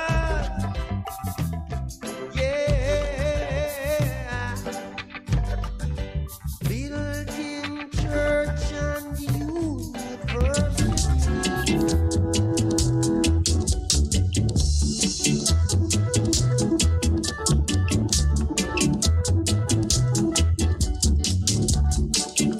Here to pick up the pieces. Here to pick up the pieces. Here to pick up the pieces. Let the place look good, my brother. Let the place keep clean, my sister. Let the place look good, my brother. You're simply the best. Better than all the rest. Better than anyone. Anyone I ever met. You're simply the best. Bess FM 100.5 on your dial. Keep listening. A difference you can hear. A difference you can feel. Bess FM. Keep listening. I'm Anjui James Sawyers with JIS Midday News for Tuesday, July 26. Coming up, Tourism Ministry sees potential of CARICOM visa, government satisfied with Chapelton Community Hospital upgrading works, and new recruits join the Department of Correctional Services. The news in detail after the break. hot, my stress out. The house need to be passed by an electrical inspector, but Tom price too high. But you don't have to use Tom, Marsha. Exercise your power of choice. The government electrical regulator can help you find electrical inspectors and electricians across the island. That way, you can negotiate and choose the best price for you. Okay. Call them at 876-920-4508 or email ger@mset.gov.jm and tell them Pat sent you. Now the news. Tourism Minister Edmund Bardet says the implementation of a regional visa regime among CARICOM nations has economic potential for tourism recovery and development in the region. Minister Bardet notes that the visa regime will enable the Caribbean to establish a multi-destination framework to fast-track growth. The biggest advantage of this multi-destination is that it offers multiple experiences for visitors who are coming from long-haul areas. Let's say, for example, you're coming from China, you have 3 weeks of vacation. You don't want to spend 3 weeks in Jamaica alone, but you can spend a week in Jamaica, 3 days here, 2 days there, and a day somewhere else, and you come back to wherever the hub was, and you had a great time. One fee, one package, one price, and we all benefit from it together. Minister Bartet says CARICOM nations would also stand to benefit from sharing common airspace where airlines flying into the Caribbean will pay one fee. He says the tourism visas could also facilitate pre-clearance arrangements for visitors to the region. Prime Minister Andrew Holness has expressed satisfaction with the upgrading and expansion works being undertaken at the Chapelton Community Hospital in Clarendon North Central. Mr. Holness says when completed, the facility is expected to provide world-class health care with improved access to services at reduced travel time for residents who seek health care in the parish. The Prime Minister was speaking while on tour of the facility recently. Phase 1 of the two-phased project was financed by a $1 million donation by Jamaican businesswoman and philanthropist Beverly Nichols through her Push Start Foundation. The government, through the National Health Fund and the Culture, Health, Arts, Sports and Education Chase Fund, is spending $112 million to complete the second phase. Renovation works are anticipated to be completed by October. When both phases are finalized, the hospital will have a new operating theatre and laboratory, space to hold 30 hospital beds, expanded office areas for doctors, waiting rooms, and an improved water storage facility. The National Task Force Against Trafficking in Persons, NATFATIP, will be hosting a series of activities during Trafficking in Persons Week to be observed from July 24 to 30. The week is being observed under the theme Abuse and Use of Technology, with the tagline Open Your Eyes, Be Wise, Spot Them, Stop Them. Manager of the Trafficking in Persons Secretariat in the Ministry of National Security, Audrey Budai, says the aim of the activities is to increase public awareness about human trafficking. Although we've been doing well, there's still a number of persons who would need to know some more about trafficking in persons. And we wanted to use this week to make sure that our own partners, our people in the country, or people in the community get to know the amount of work and what we would have done as a team. Ms. Budai was speaking at a JIS think tank on Monday. Activities for the week include media ad community engagement, lecture, seminar, movie night for children, webinar targeting parents, as well as the unveiling of a Trafficking in Persons billboard. And the staff complement of the Department of Correctional Services, DCS, has been boosted with the graduation of 64 new correctional officers from the Carl Rattray Staff College in Runaway Bay, St. Ann on Friday. The 64 recruits represent the 82nd intake of officers. Minister of State in the Ministry of National Security, Xavier Main, told the new correctional officers that the effectiveness of the DCS hinges on the successful discharge of their duties. We at the ministry have the utmost confidence in your ability to help carry the profession of corrections in Jamaica forward and thereby play your part in making this country more secure, cohesive, and just. The graduation ceremony marked the culmination of 14 weeks of training for the recruits. That was JIS News. I'm Anjui James Sawyers. A production of the Jamaica Information Service, the voice of Jamaica.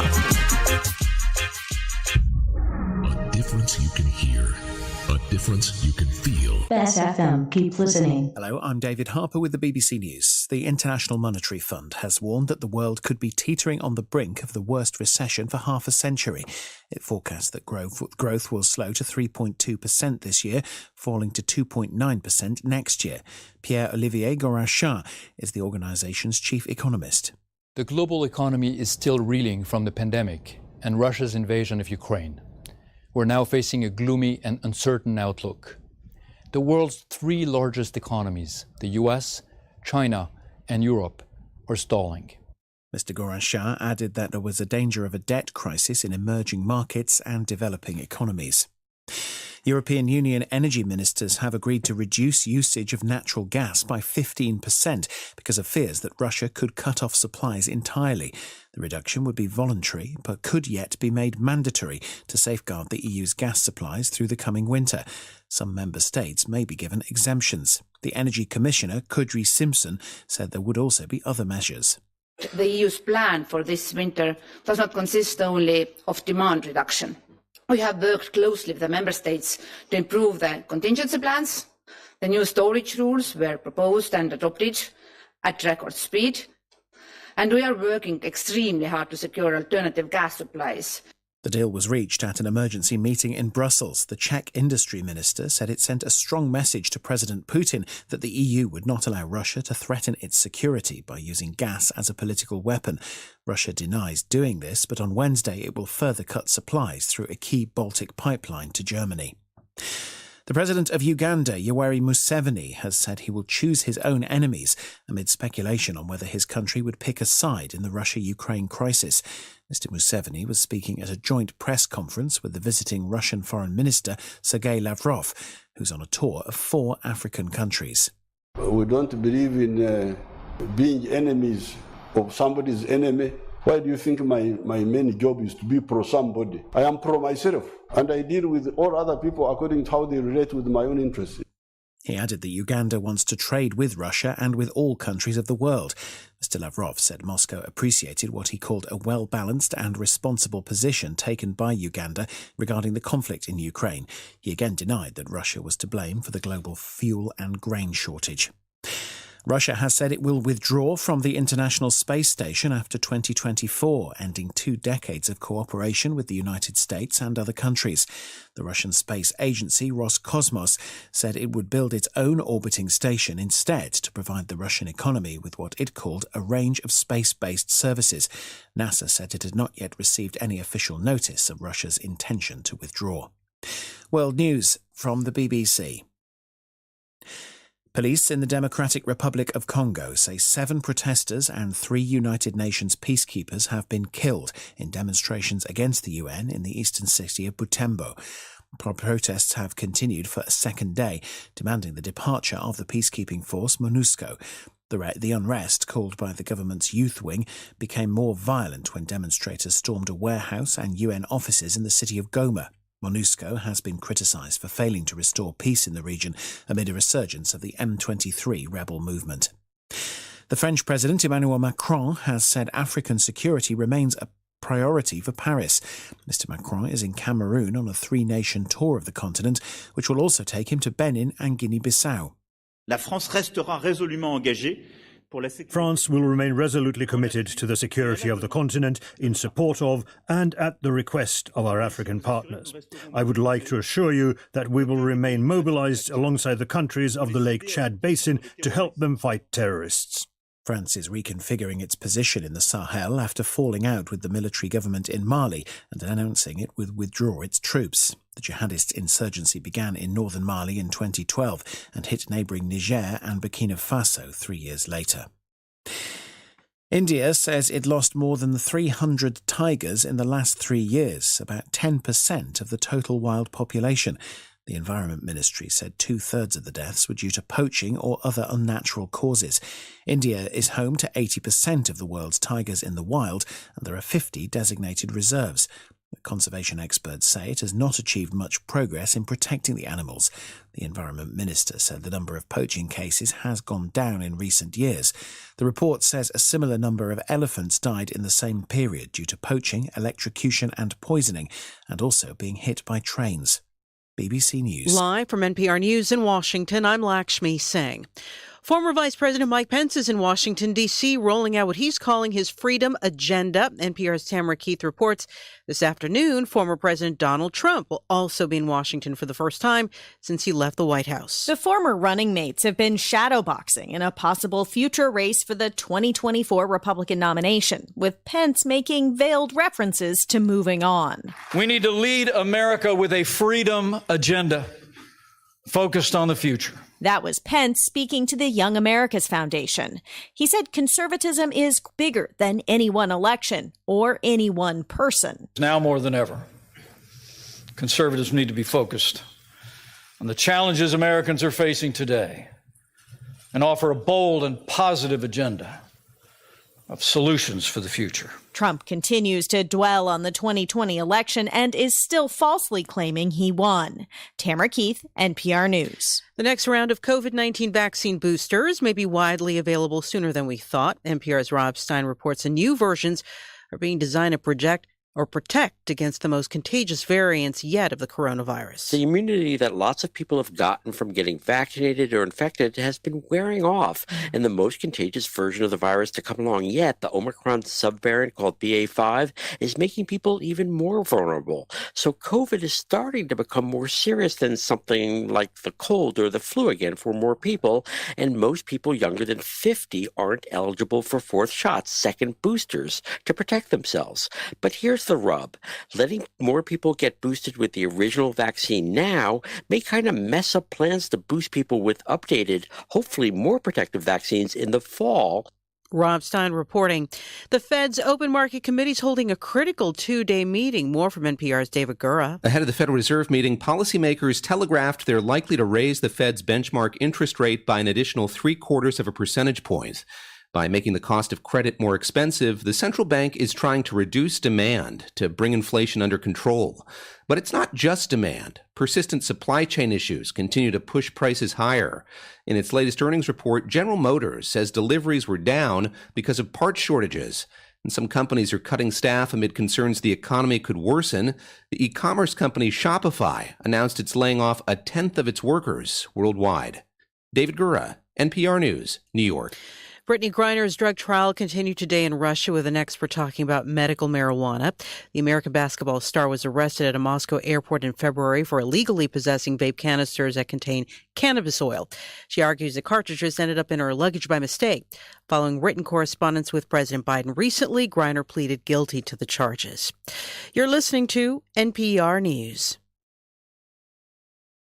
Russia is repeating its threat to drop out of its nearly 20-year-long partnership with the United States on the International Space Station. Today, the head of Russia's space program, Yuri Borisov, was meeting with President Vladimir Putin when he said the Kremlin plans to pull its cosmonauts from the ISS after 2024 and start building its own orbiting outpost. That's reportedly news to NASA. Reuters news service citing a senior NASA official saying the agency had not been formally notified. Tensions between the U.S. and Russia are the highest they've been in years after Putin ordered the invasion of Ukraine and, as a result, drew sweeping sanctions from the West. In Pakistan, more than 300 people have been killed in monsoonal rains since mid-June. NPR's Dia Hadid reports from Islamabad. Pakistan's Disaster Management Authority says nearly half of the victims were children. A third of the deaths occurred in the impoverished western province of Balochistan, where residents say infrastructure is poorly built, if it exists at all. All over Pakistan, more than 10,000 homes were damaged or destroyed, alongside hundreds of miles of roads and dozens of bridges. Scientists say climate change is making parts of Pakistan hotter and drier and making its summer monsoonal rains even heavier. The poorest people in the most neglected parts of the country are paying the heaviest price for the impacts of climate change, which they have made little contribution to. In neighbouring Afghanistan, local media reported 18 people were killed in summer flash flooding. Dia Hadid, NPR News, Islamabad. I'm Lakshmi Singh, NPR News in Washington. We get it. You're obsessed with us. If you want to make NPR your entire personality, head over to the NPR online shop to deck yourself out in all sorts of NPR gear. Totes, hats, t-shirts, the works. Live your truth at shop.npr.org. A difference you can hear. A difference difference you can feel. Bess FM, keep listening. Hey, Mr. DJ, can't you see I'm happy? The smile on my face. Isocharm Music presents the single I Am Happy by Mary Isaacs, produced by Sangy Davis, distributed by Tough Gong International, available on iTunes and all digital platforms. Email isocharmmusic with a Z at gmail.com. I'm Happy by Mary Isaacs is on the Isocharm Music label, promoters of clean, uplifting reggae music. I've been waiting for your love, my love. I'm happy, so very happy.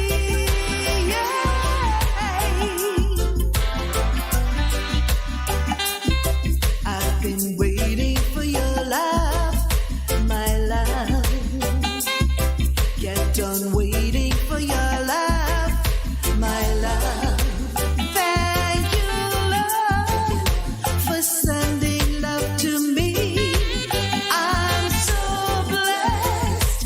I'm feeling so complete. I've been yearning for your love so long. Kept on yearning for your love so long. Now my heart is happy and free, full of love, so much love flowing for you and me. I'm happy, so very happy.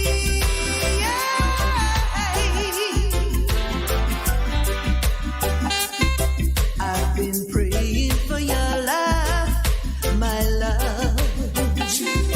Knelt and prayed for your love, my love. You're the gift, a special gift that finally came through. Always knew I'd find you and you would find me too. I've been wanting your sweet love, my love. Kept on wanting your sweet love, my love. What a blend of love we now share. Peace and love, joy and light surrounds me everywhere. I'm so happy. I'm happy, yeah, yeah, yeah, yeah.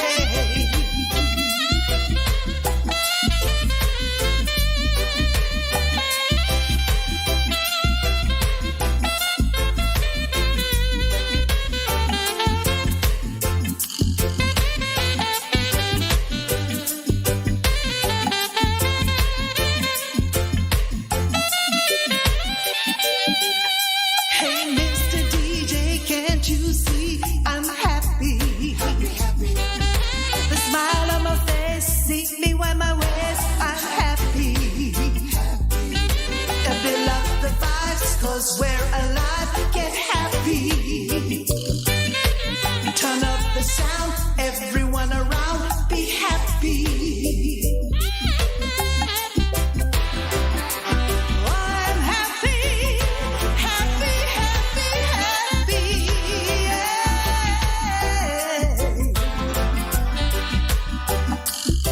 I've been waiting for your love, my love.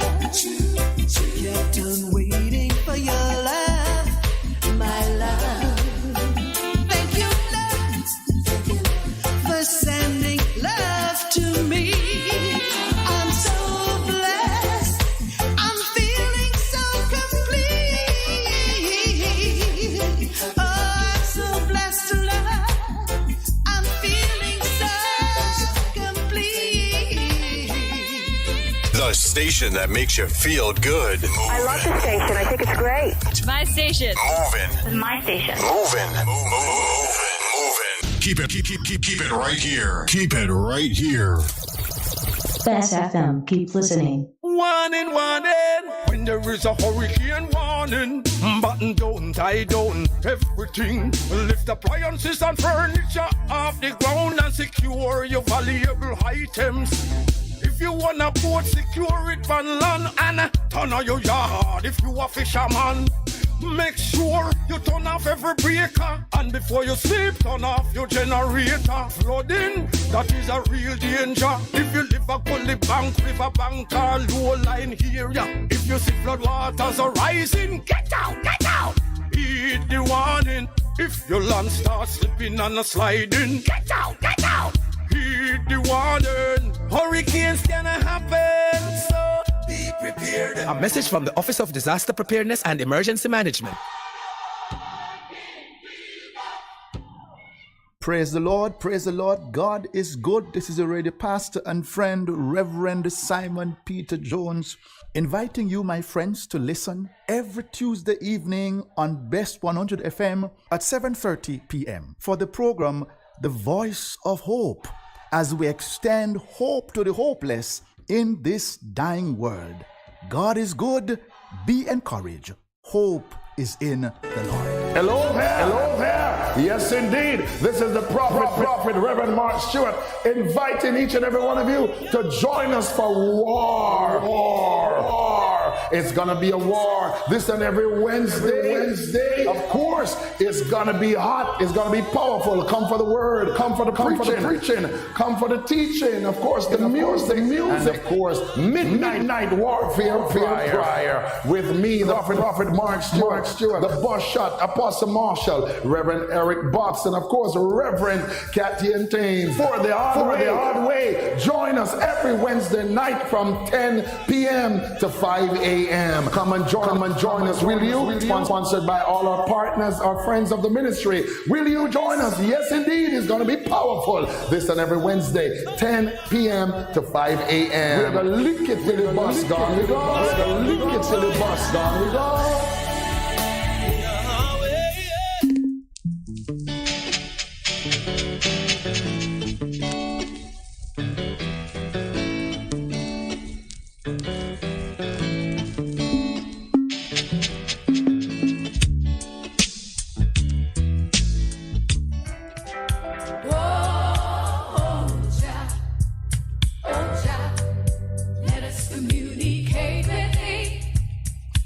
You good? You can get better. Spread the word. Straight Up gets better on Bess FM.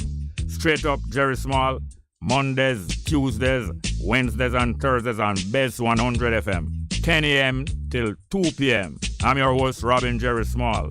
The numbers are 279-8473, 279-8473, and 619-1508. 619-1508. Also streaming live on the internet. Bess FM, Straight Up, Robin Jerry Small.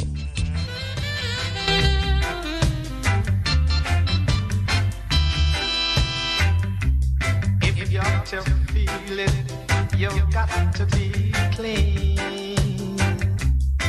You got to make it straight. You can't be lean. Share the joys togetherness can bring. To the true soul, you just have to cling, and then you will feel it, you feel the soul inside of you.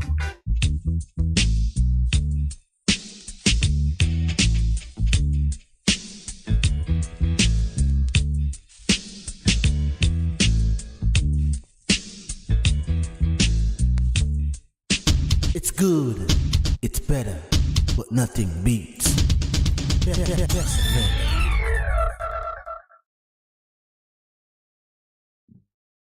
Yeah, good afternoon. Welcome back to the program. And we're into the second half of the program here this Tuesday, the 26th of July. Tuesday, the 26th of July. And the numbers are 619-1508, 619-1508, and 279-8473. 279-8473. We might be able to take one phone call before we welcome our guest. And therefore, if you want to make a phone call, do it now. Do it now. Because we have our guest expected here, and she's here. Professor Rosalie Hamilton. But I said the numbers are 619-1508, 619-1508, and 279-8473. 279-8473. The people of Jamaica have been observing very much the things that are happening around the world. And when from time to time, there are world crises. Right now, there is a crisis of environmental nature, which has been warned about many times. And you find that places like England and France this week, just last week, been experiencing temperatures that I don't remember ever since I was a youth nearly 75 years ago. Experiencing 100 degrees Fahrenheit temperature in Jamaica, and Jamaica is a tropical country. And England has experienced this repeatedly, and France just a few days ago. That's just one type of world crisis. Another type of world crisis is a health crisis like the pandemic. And you have other kind of crises, political and military, like Ukraine and Russia. And people learning from all of them, even in the midst of war, people learning things that I knew and many other people knew before. In the midst of war, you have the two warring factions making treaties and making agreement. In the midst of war, Russia and Ukraine fighting against one another, make an agreement about the exportation of wheat, and it shall resume. So you understand, sir? Things are not just as straightforward as people believe, and war is hardly ever all out. That is why there has come to be understood from thousands of years before we were born. There have been agreements between even people who are war and kill one another, and they call these things terms of engagement. Between man and woman, you have a thing named terms of endearment, how man and woman must express to one another how them feel nice about the other one. You mustn't go too far, you mustn't go too fast, and so on. And same way in war, you have terms of engagement. You're not supposed to murder prisoners of war. You're not supposed to do this. You're not supposed to use rape as a punishment and all them things. Anyway, somebody join a phone call? All right, go and take one phone call quickly before we introduce our guest, Professor Rosalie Hamilton. Good afternoon and welcome to the program. Rasta, greetings. Good afternoon. Wagwan. I'm big up to Bess FM for the anniversary. Which anniversary? Which anniversary? You know, so this morning, me that hear the early program, I sound like we not celebrate that 1 year or so. Oh yeah, the people on the earlier program, the Morning Connection, they celebrated 1 year of the program running today. Yes, 26th of July, which happened to be the birthday. It used to be noted by us in the Rastafari community because it was the birthday of Haile Selassie first son. But 26th of July, yes, they did. Yeah, they did. So yeah, walk on. Minute and build up the rest of the host them, you know, Pastor Percy. Yeah, man. Yeah, Jerry, before, I don't want to keep up Sister Hamilton too long and big up to her before she would come and, you know, so I congratulate her on the work that she's been doing, and trust me, yourself and Cabo and everybody else. Anyway, you know, you don't like too much of the big up with self thing, so I don't go too much in that. But here we go on, Jerry. Yeah. The energy what me I feel in the country based off of the athletes, and you know, it's like things have come to a point where, you know, hope is always alive, you know. But what is always alive? Hope. Yes, hope alive, yes. Spring eternal. Yeah, man. So but when certain things happen and we get certain teachings, it kind of encourages us to continue the fight and continue to hope for change and better. And better must come. And better will come. You understand? But it now does come, so we have to continue, you know, the advocacy, the fight, and everything to ensure, say, you know, the next generation have a better future because, we see it and we know it's we have 2 gangs in Jamaica. No, more than two. Yeah, I think you're talking about the 2 best organized one. 2 best organized one. You understand? JLP and PMP. And beneath them, under the umbrella, you have different clans, and you have one order, and you have all sorts of names. But anyway, the point that I try to make is this, Jerry.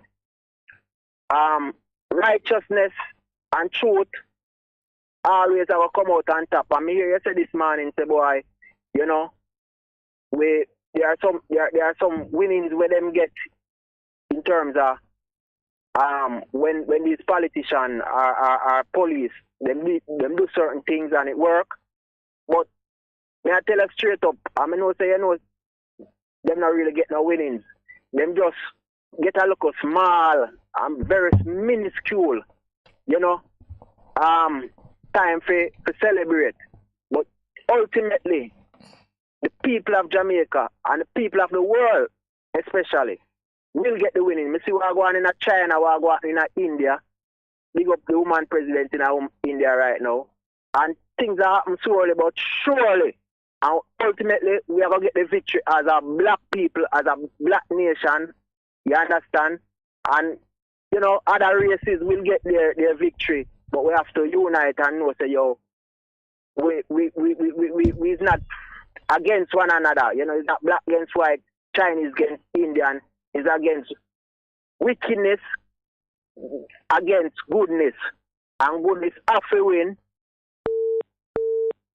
All right, that first caller there, in a way, introduce our guest, Professor Rosalie Hamilton. How are you doing, ma'am? I am doing well.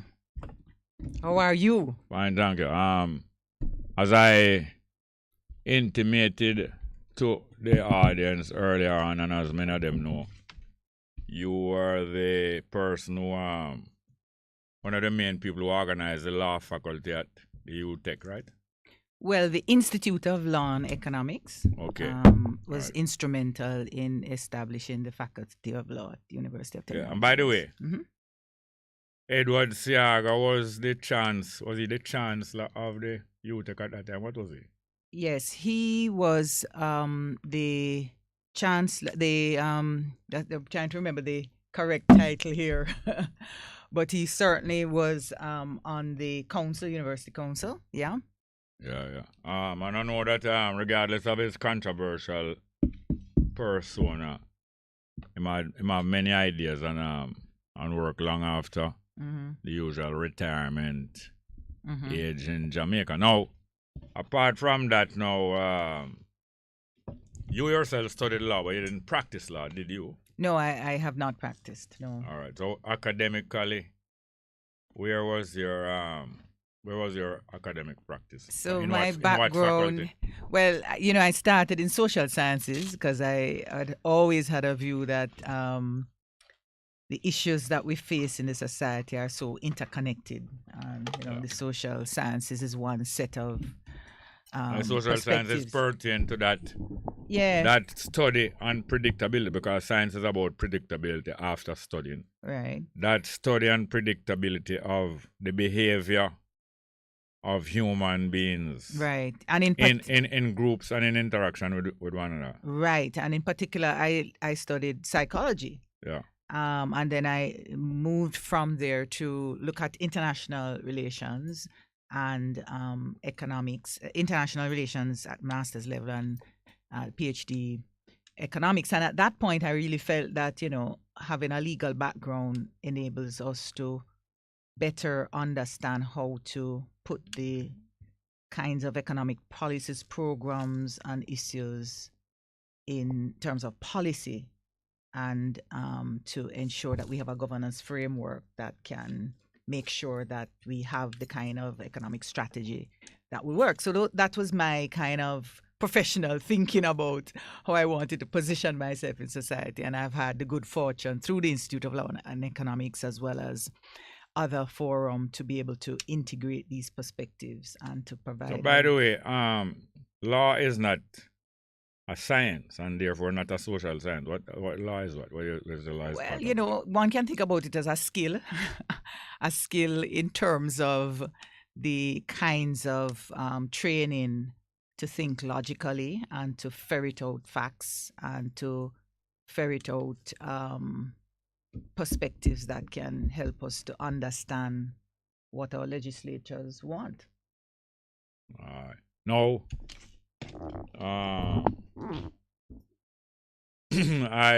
From I was a youth, I got concerned about these things. Unfortunately for me, I grew up in the last decades, the last 2 decades of blatant colonialism. The colonialism is not as blatant, but it's the same. But I grew up in the last 2 decades of blatant colonialism. And I start to observe the social divisions when I was a very little boy.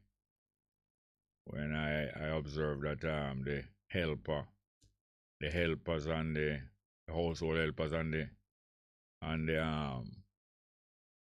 gardener. Yeah, I was going to say the helper, the gardener. Well, the helpers and the gardener had to eat when my family finish eat, and that's after I just done play with the helpers, children, and them way there. And them thing that disturb me a little boy, I start ask questions, I start getting that problem. But I learn a whole lot of things. Some of them in school, but most out of school. Most at home and on the road and at the market, As a little boy, follow me, let go to market. And I find out earlier about what is right and what is wrong and rights. What are property rights? What is property rights? Yeah, right to property. Mm-hmm. What is property? Good. These are basic things. Deep questions. These are questions that even well-educated people don't face, but they enjoy and they assert them. Because if you interfere with people's property, them start telling us this is my property rights and so on. A matter of fact, it gives them a great deal of self-esteem to have property. What is property really? Yeah, well, it's a good question because, for a long time, we've asserted that right in law, and it's one of the fundamental rights, quite frankly, in the Western legal system, where, we define something as property as something belonging to individuals or groups. And the rights is a layer in a set of obligations, entitlement associated with those things that belong to you. So things that belong to you personally. Yes, you could belong to a group, because in association with one another. Right, absolutely. So therefore, property is mostly recognized as your possession, not so much like my camera or my car, but even more appreciable property. Because that's nothing. I mean, to people who have property, them say, here I'm talking about this camera. I'm not reaching nowhere yet. He has not arrived. But him do have no real estate. Why they call land real estate? Well, this might seem like it's not on the topic that we, but this is how I know. I think I know where you're going with that. Yeah. Well, what is real estate? The questions of land and property rights associated with that gets to the heart of this question of who owns real estate. And we've had, if we go back to the origins, of course, we know that land was divvied up in this country just by the governor and whoever is in charge, just basically saying, if you're white, that, I want that piece of land, and, it was. Well, the governor was a servant. Yeah. So therefore, it's not him ultimately, but he's a servant and an instrument. All lands belong to the crown as a starting position. Yeah, this crown and that crown. Yes. There are crowns all around. Right. And all lands belong to them. And then they have servants who constitute the second level of authority. We could think about that concept of all lands belonging to the crown as the primary theft. Yes. Because as you know, it's in recent centuries that most of the land in the world has been enclosed. Because like the ants, the land on the earth is so vast that in our early thousands of years, up to a couple thousand years ago, we could not occupy all of the land in any country. And consequently, the lifestyle was accommodated of moving from crop to crop. So human life was largely nomadic because of your taste and your appetite. When the fruits finish in this place, you move to the grains in that place. And when the grains in that place depleted and start to grow back, you move to the livestock, the game, in the third place. And you have shelters in that whole circle. And you rotate. For the year, you go right around the rotation, and you vary, you know, because the earth was so sparsely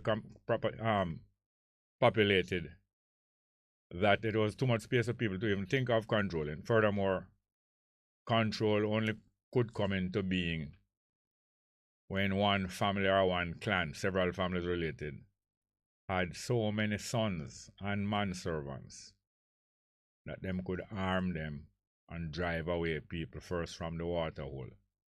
Just like the animals, they have a pecking order. We go to the water hole first. When we finish drink, we withdraw and lie down in the grass. And then the other lesser predators go and drink right down till those who have no fighting ability drink and look out very much. But the fact is that the enclosure of land is a recent thing in human affairs. And the entitlement that goes along with enclosing land, them things are gradually developed. But as you know, property rights has been recognized for thousands of years. Right. And what year was human rights recognized? That goes right back to the International Human Rights Convention, 1946. And then it ratified 48. 48. Like you imagine, within my lifetime is when human rights has been recognized universally. Right. They always existed, didn't they? A right is something that always has existed. Right. But it's when you come to recognize it. Yeah. And of course, to get international agreement around it. Yes. Because it's one thing to live in the world in one space and it's recognized, but you go somewhere else and it isn't. Yeah. Yeah. So now, imagine now, it was a great advance when people realize, it is a great advance when people realize that they are sovereign and they will exert their sovereignty. But can you imagine these rejects of England, people who were weak and people who were being religiously persecuted, people who were even probably ex-prisoners and though in good standing in England, migrated to America. And after 150 years, recognize that we need not be subservient to the royal family of England, who was the sovereign. Matter of fact, the sovereign, all these things I know you know as a lawyer, the sovereign even in Jamaica, even in England, is not the queen herself. The sovereign is the queen in parliament. One time the queen and them family used to be the sovereign, but especially after Cromwell and them had a revolution in England. And even before that, the queen is not, the royal family is not sovereign unless they are moving in agreement with the rest of the nobility. Because them is just the highest family in the nobility, and that's why we have a opening of parliament Because if the mace, even the mace, what is a mace, ma'am? The mace, what you see in that part? What is a mace? Boy, you have to educate me on that No, one. but the mace is a big yeah, it's a I know, club, but you know. It's a war instrument. the whole history of that. It's a war instrument. Right, and the symbolism Yes, of what that means and so on. It is supposed to be made out of gold Mm-hmm. to show that it's only the queen or the king could have a club made out of gold. And Parliament may not continue if the mace is removed. Start, yeah. If somebody lift up that thing where them put on the desk there and come out of the Parliament have to stop. And for the Parliament of a start, the main thing is to bring the mace in and put on which represents she, but or him when them is there. But the fact is that when these immigrants, religious persecuted prisoners, starving people from Ireland and all them way, reach America after 150 years, them realize we need not bow to no monarch or no family. We the people are sovereign. Sovereign means you are in full control. There's no one either. Right. All human beings have that right. All human beings are sovereign but didn't know. Some always knew, but most never know. And the right to self-determination. I know that. That's what enshrined in the Convention of 1960. Yeah, absolutely. These are important things. But, you know, as you made a point about the mace, you know, think about it. I want Jamaicans listening to think about it. In 2022, we still have mace to start Parliament. Yeah. That symbol is still there. Because if she is not there, you may not. The Parliament is not convened.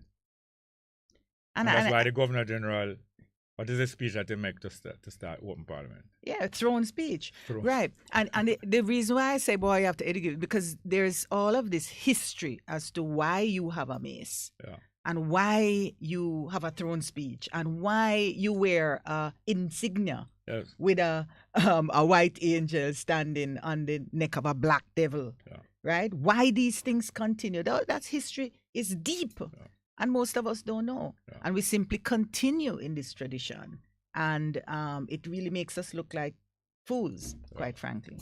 So we find that we were educated in the way that they needed. They needed not just 10 bookkeepers. They need 10,000 bookkeepers. So you have to educate 10,000 people. And they're going to be getting older by the year. So you have to keep educating 2,000 a year. You need 10,000 bookkeepers. So you are taught to read and write and count. And to keep an account of their land and so on and so on. But there it is now that people start to understand. And most human beings don't understand the right. We understand human right. The other day I heard the Minister of Constitution. She's recently been made the Minister of Constitution, this, that, and that. Legal and constitutional. But although it look important, that was just to provide some dignity to her. Because they had to remove her as Attorney General and put somebody capable there. I'm not trying to discredit her capability, but the fact is they had to get the real McCoy. Because they've been getting in some constitutional trouble over and over the last few years now. And they had to go for Mr. McCoy. And you may not embarrass the lady. She have some capability, but she been getting them into some problem. You don't have to say anything, ma'am. And them had to they have to put frequently posts are created to lend an office to somebody so that they may live in the manner that have become accustomed.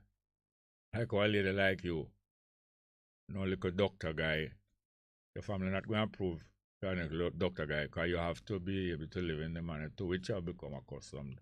You know, these are the traditions of nobility and gentry. Even in Africa. I hear you. It's true, man. I observe and learn them. I know them things. But she said the other day, the right to life is secondary to, there was another right, and she was saying that right is more, the right to freedom. Remember, she was pitting one right against the other and saying one is more important. Yeah. But all of them are one of a piece. Absolutely. They're all important. And they are all connected. Quite so. Absolutely. do you realize, and it's years after, because I start organize informally before, but when I was 16, I start organize. I mean, I'm not great organizer, but I start organizing when I was 16. And before that, I do it informally. And I come to realize, do you know that even in the richest country in the history of the world, the United States of America, the middle class people and even some of the upper class people do not know that it is a human right, that every human have the right to a living space, piece of land. In the richest country in the world, even the middle class and the prosperous people don't know that that's a right.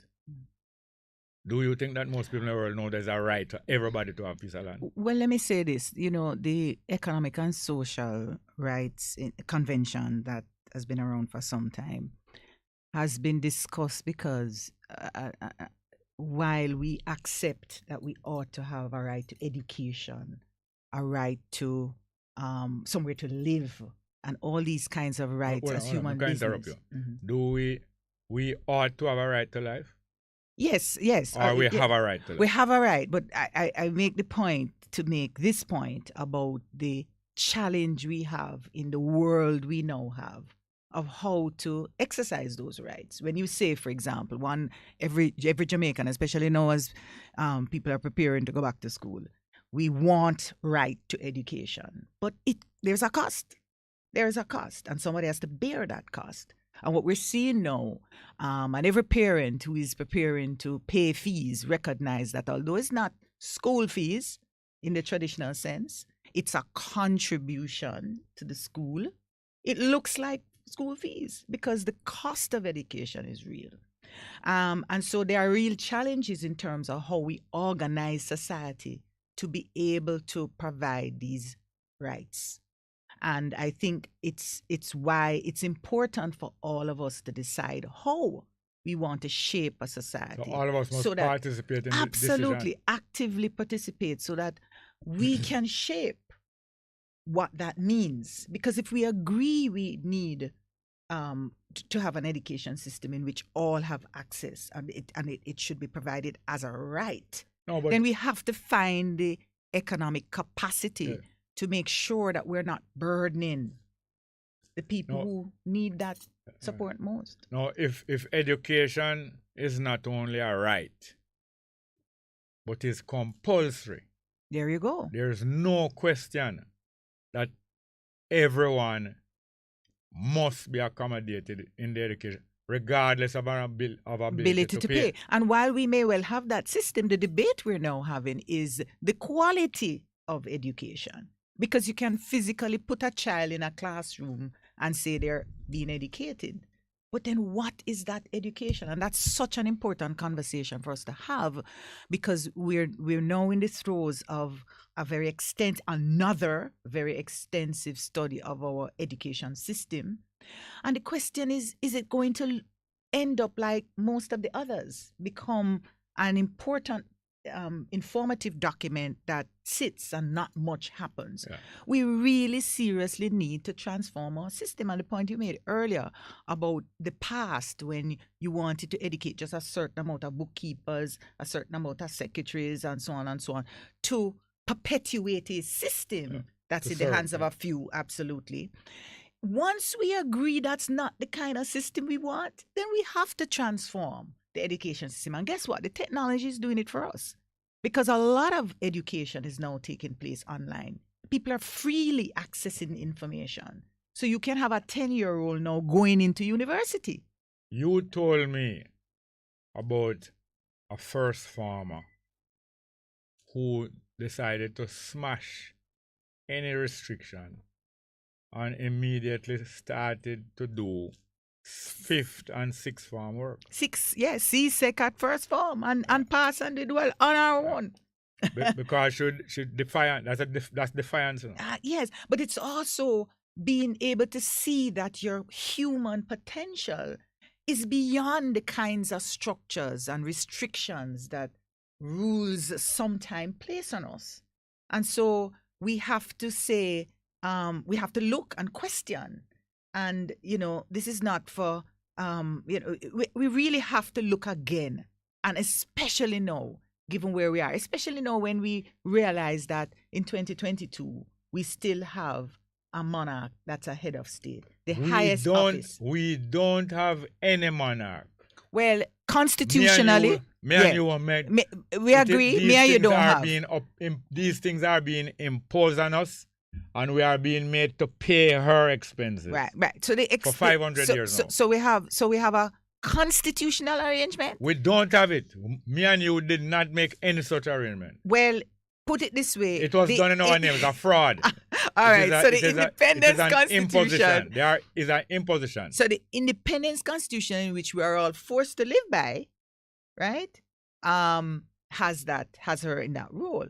And so, but I think for me, though, the issues, you were down the road with the sovereignty. I want us to continue that, because I think the point about creating a republic in which people are sovereign and not the royal family, right, is really a core issue in this discussion that we're now having.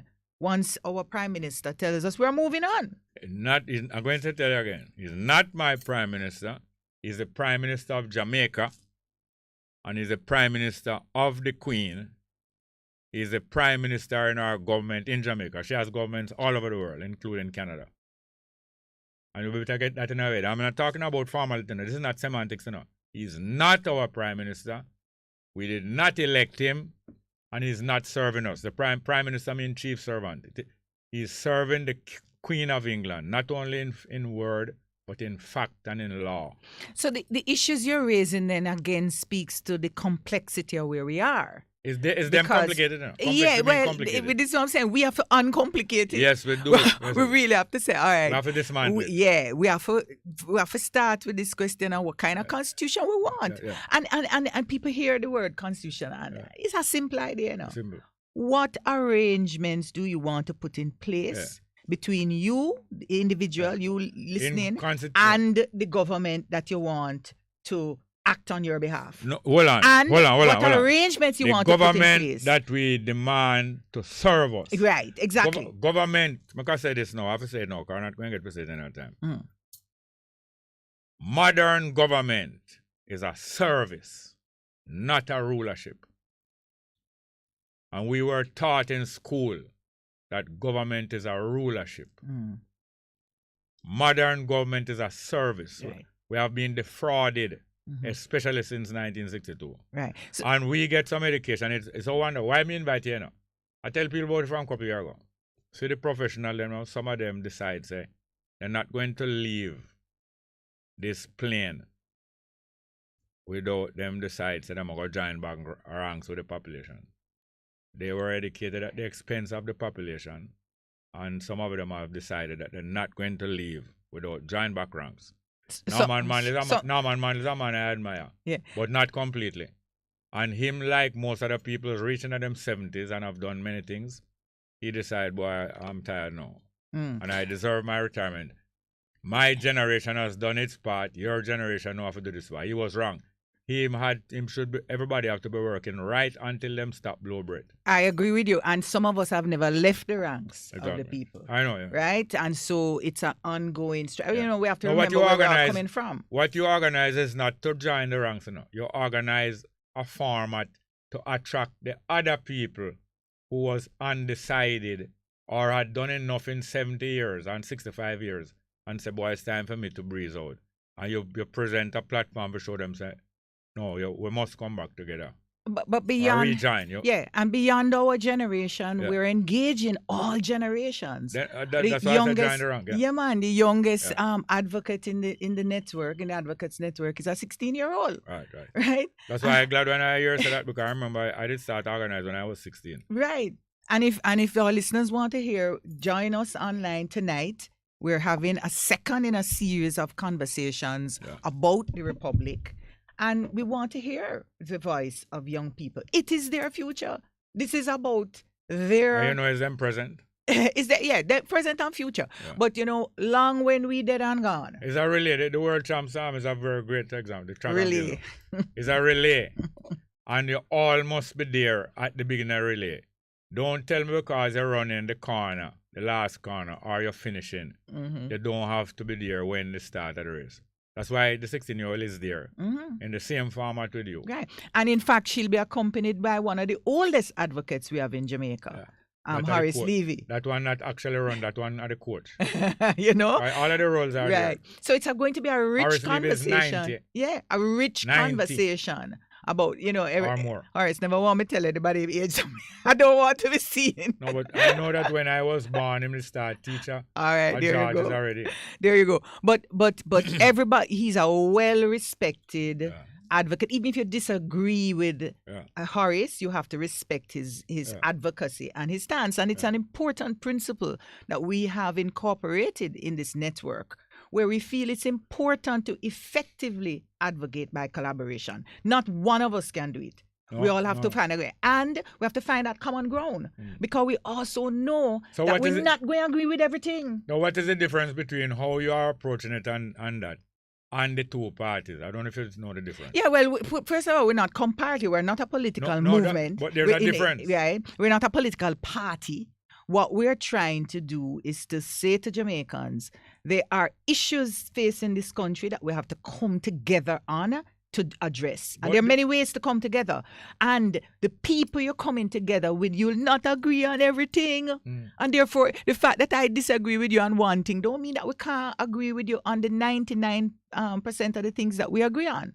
So you were making a point earlier about when we come together because we don't like somebody. That's the wrong reason. No. You must come together on principles, the things we agree to. And the things that you agree on. Absolutely. And that's what we say. So what you're talking about, what you are doing is political education, whether you like absolutely, it or not. It is. It is about. That's why I tell you now, the difference between what you are doing and the two political parties. First thing, you are doing political education, which they don't do. One of them used to do it. They don't do, and they know why they don't do it. And the second thing is that the political parties are based on one supreme charismatic leader, even if them don't have charisma. And on the other hand, you are based on the principle of the Jamaica track and field team that with less than 2 million people came second to the world's richest country, which has 120%, 120 times our population. Yes. Absolutely. And trillions of times our resources. And there's so much. Because leadership is a team event. Yes. And there's so much. In fact, although it's single individuals running, it is a team event.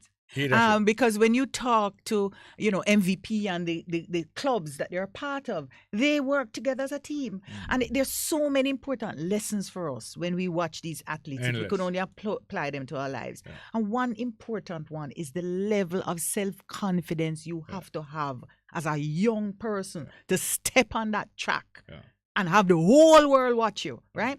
Now, I made the point about self-confidence because this is the same Jamaica that puts our young people through an education system in which the focus is on conforming.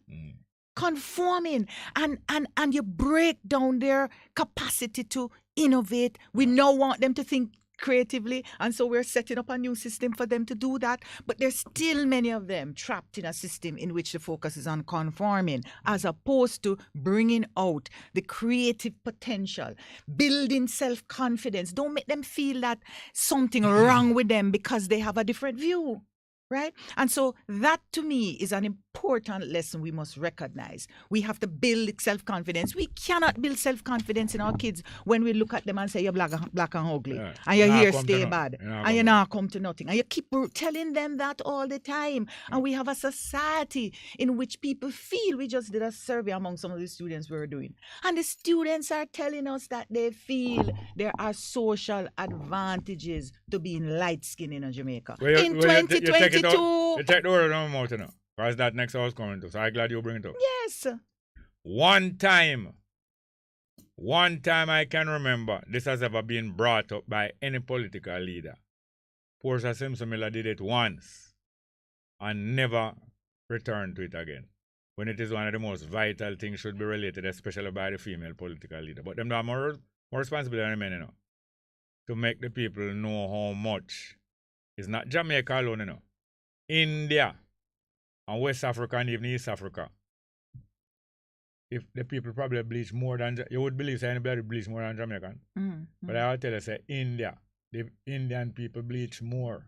Right. Because it's a sign of low class to be dark skin in India. All when you watch them Bollywood, India have made the most movie in the world, far more than Hollywood. Right. And most of them star, whether it's a singing star in the movie or it's just an acting star, most of them people you see in the movie in the India movie, you know. I bleach, make them so light skin. Yeah, well, you know, that again is something we have to reflect on. How is it in 2022 we are having youngsters looking into the mirror and having doubts about how they look and whether that's acceptable and whether they should bleach them skin and whether them should whatever them hair and listen. whatever to be acceptable. If 83% of the people that you see driving a BMW bigger than the 3 Series are light skinned, and 83% of the people who have more than one property, piece of land, and if 83% of the people have all of the different things, most people going to associate the possibility of driving an X6 and having 5 pieces of land with getting lighter, because the first thing to get the job is not job carry people to have M6. Very few people is salaried people get it. But to move up, to get the job, they are convinced that to get the job, and sometimes it is reality, that the personal person not comfortable with too much of a black person or too much patois. And again, these are just examples of why it is Symptoms. time. Exactly. It is time for us to rethink what we're doing as a people. We're destroying ourselves. Let me tell you, one of the reasons I do the work I do, is because I am of the view that Jamaica is punching below our weight. Yeah, in some areas. In most areas, we're below our weight. Yeah. It's only the athletes and stuff that give us a glimpse of what we can be. We are a rich society through the lens of the potential of the Jamaican people, and therefore we need to.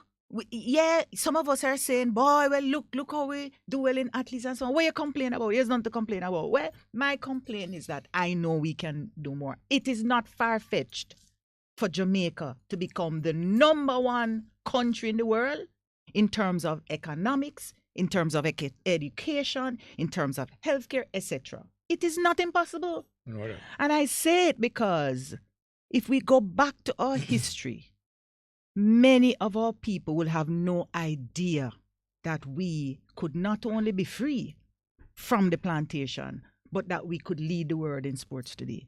It was inconceivable. Yeah, but we've been doing it, This is my point. We've been doing it. We've been doing it, but it was never ratified. Right. So again, the idea is we have such rich potential in this country. We have to ask ourselves, is what we're doing adequate? No, but have the kinds of conversations that can change things. No, remember, we were conditioned that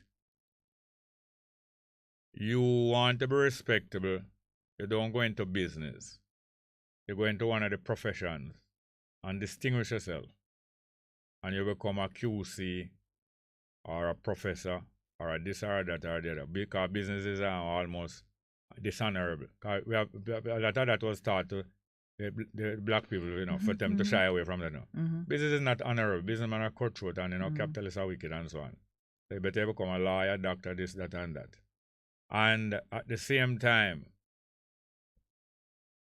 even people like Norman Manley and many other brilliant academics, they were reluctant to go into politics. Norman Manley never went into politics willingly. The PNP was formed and then he was called, and said, boy, you're the only person who can lead it.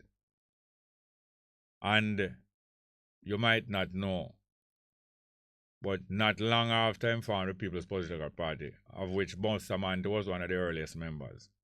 Not long after that, Britain and America subverted the PNP and Norman Manley and made them know, say, them got to Bustamante first and make him know, say, leave the PNP because they are communists. And if you leave it, we will and you form a party, we will support you.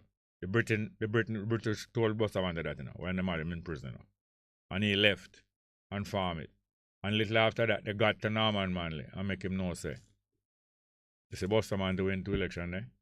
And not going to win unless you kick out the communists. Same argument again, you know. And he agreed. He never initiated the kicking out of the 4Hs, you know.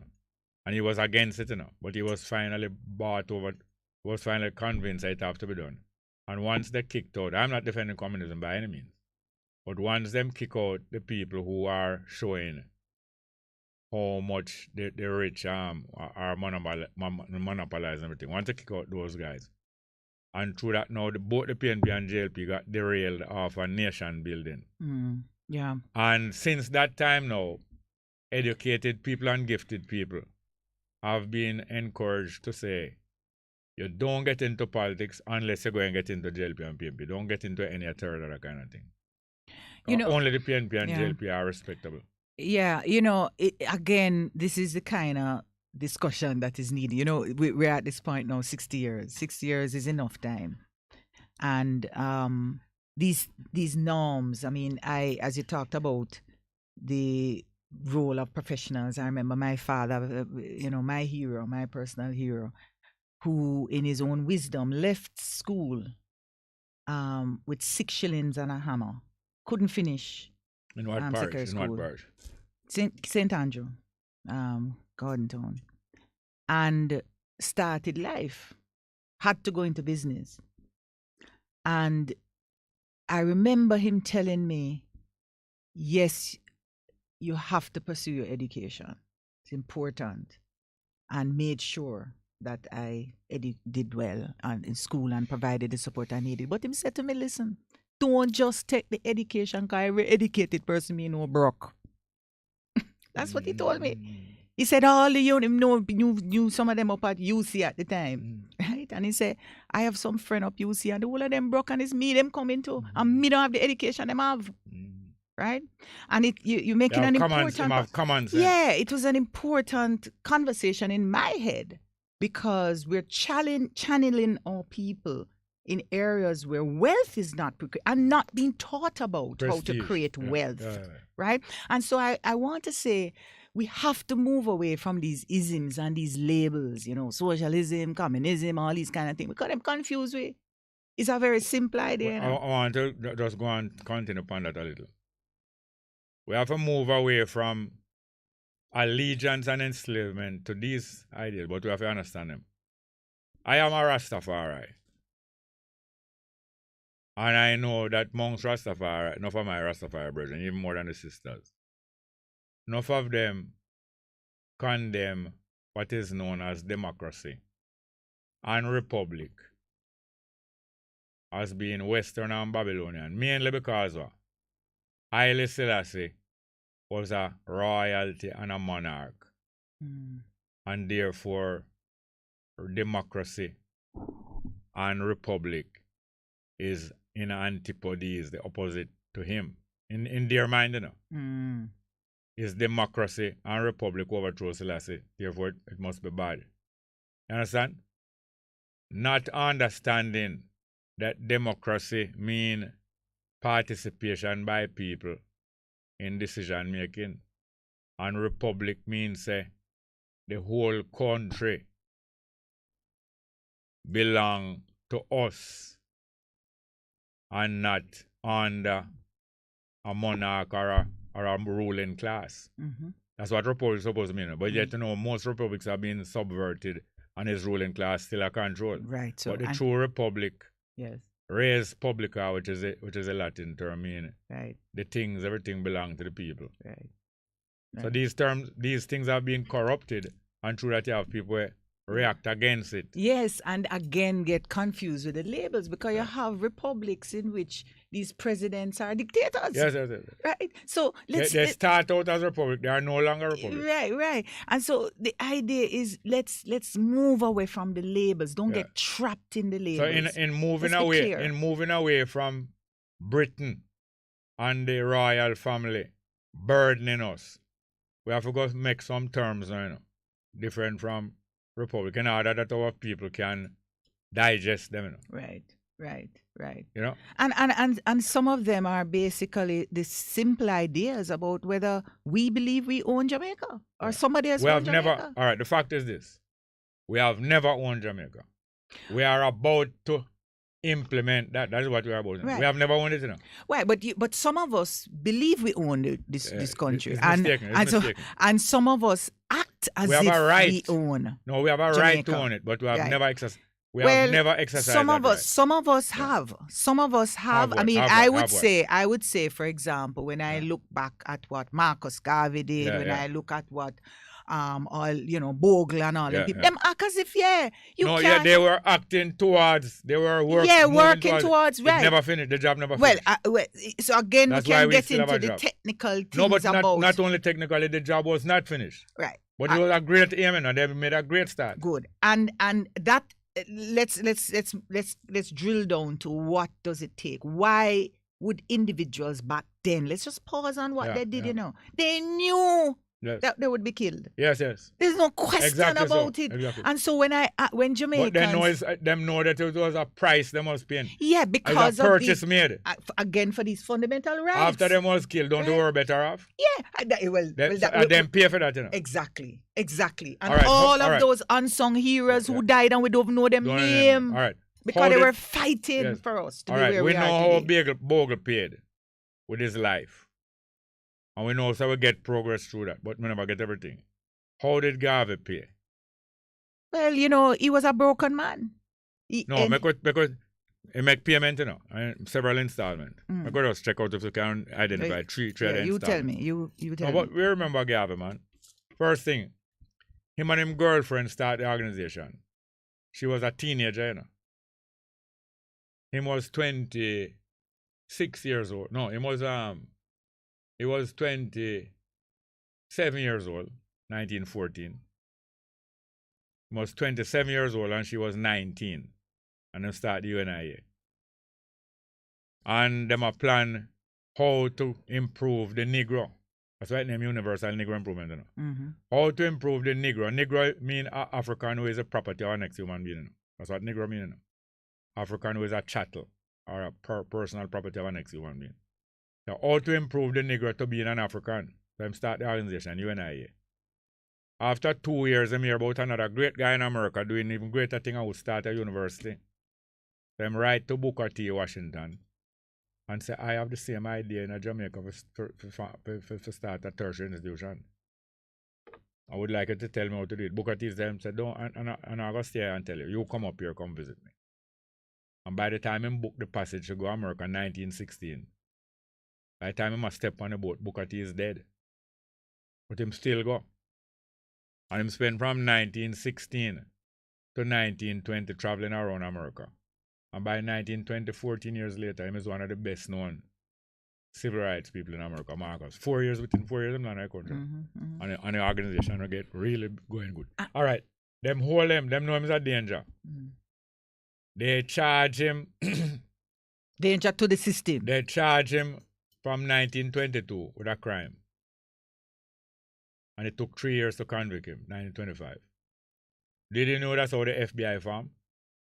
The FBI in America was formed as a police force to charge people with federal crime, because before that there was no federal police.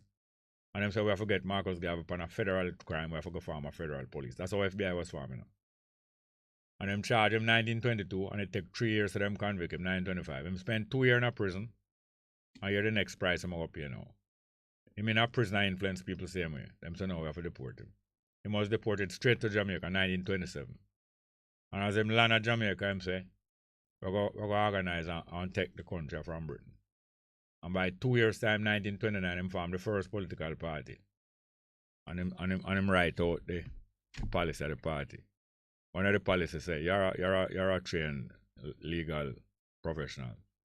One of the policies say, all judge who are corrupt justice by sending poor people to prison innocently or by taking them property, those judges must go to prison. And the next one say, all lawyer who collude with judge, take away people money where them are represent and sell out them case, must go to prison. He was charged, You know, he was charged with those two things. He was charged, you know, and go to prison for writing them two things, you know. But before he went to prison, he win a seat in the KCAC. And same year, 1930, he win the seat. Then put him in prison. And then make him miss 6 meetings of KCAC. And the rule of KCAC is if you make 6 meetings, your seat is vacant. And as soon as him see it vacant, them let him out of prison. All man town him win final. Same place where I say, ran it to it for years and my man don't can drag it, you know. Win a seat there. Then put him in prison. And them take away Liberty Hall from the organization. You know Liberty Hall. The government now make Marcus Garvey a national hero. And have not given back Liberty Hall to them organization. Them have it down there as a display center. And if you behave yourself, you can get to keep a meeting there. But they have not given it back to the people. Them take away him house, 2 houses them buy in a white people here. Only white people don't them here, you know. Small Business Association. You know, Small Business Association, which by there? Where is it? I know, right in the corner of... It's Marcus Garvey house, you know. Yeah. It's Marcus Garvey house, you know. Right, it's... Them take it away. His bust is right there. Them take it away. Them take away the premises over the other side of the road. And them give it to the Indian community. Did you know that? They have given it to the Indian community for years now. 2 property with Marcus Garvey buy. And then them take away him wife property. You know, Jake's Road, from Mountain View. Our family do most around there. Them take away all of that and broke them and mash them down. And as Marcus Garvey left Jamaica in 1935, say, I will never return here. They mash him down. So that's how him pay. Paul Bogle paid him life. Marcus Garvey, them do it. And it's after them mash up Marcus Garvey and run him out of Jamaica, that's when the political vacuum in Jamaica and they help Norman Manley. Not step by step, you know. Them help Norman Manley and Bossaman to fill that gap. Them never send them go do it, you know. But once they naturally fill the gap of the vacuum of Marcus Garvey being gone, they were allowed to fill that gap. And gradually the thing divert from African freedom back to British. I'm a British subject, loyal to the Queen, but I want independence. So I want self-government. So Norman Manley get fooled, you know. Although he was so brilliant. And Bossaman. Yeah, you know, this is a time to reflect on the history because a lot went down, you know, and we now have Marcus Garvey as a national hero, and we all need to be clear what he was fighting for, and whether that fight is done, or there's still work to be done, and if we want to honor our national heroes, Bogle, Sam Sharp, you know, all of them who really paid the highest price, most of them, then we really need to make sure that we understand what's still to be done. So that we don't forfeit the payment. You know, so if you pay 2/3 of the money for your house and you don't pay the rest, that forfeit. Right. So we are, and then also we have to contemplate what it means for this fight in the modern world, because we have some serious challenges. I mean, you started the program with one of them, climate change. These are serious issues. And so we have to think again about what does it mean to be free? What does it mean for self-determination? All right, so what prompted you?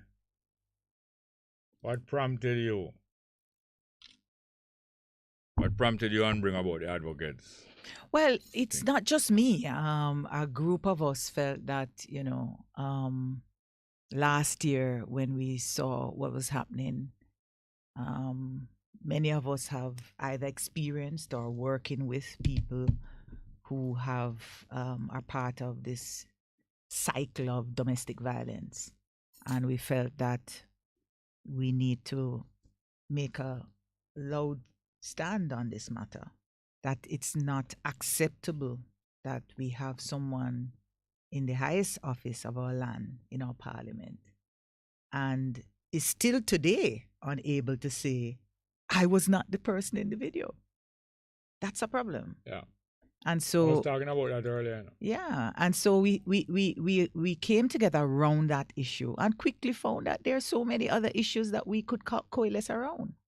But when this guy say him is not the person in the video, He's not said that.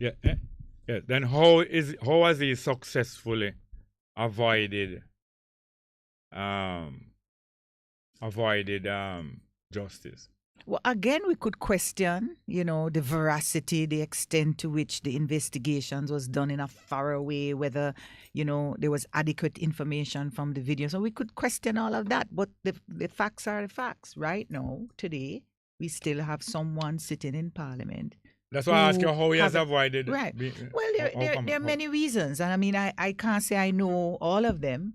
But what we do know is that we're part of a system in which people who are in certain positions and places in our society are not treated the way the majority of us Could are. he have avoided facing the consequence of his action without the help of the Prime Minister? I don't know. I can't say I know those things. Could he have avoided facing the consequences without the help of the Speaker of the House? Again, I don't have the facts. What we know is... No, he's not a member of Parliament. Yeah, he is a member of Parliament. Hold on. And Hold on, please.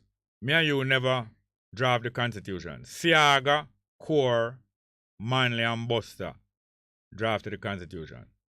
Is the Constitution not clear that anyone who bring the Parliament into disrepute must not stay in there? Absolutely. Let me also make this point. The matter is supposed to go before the disciplinary committee. It's still not there. Yeah, so therefore, so it's not the Parliament is protecting him.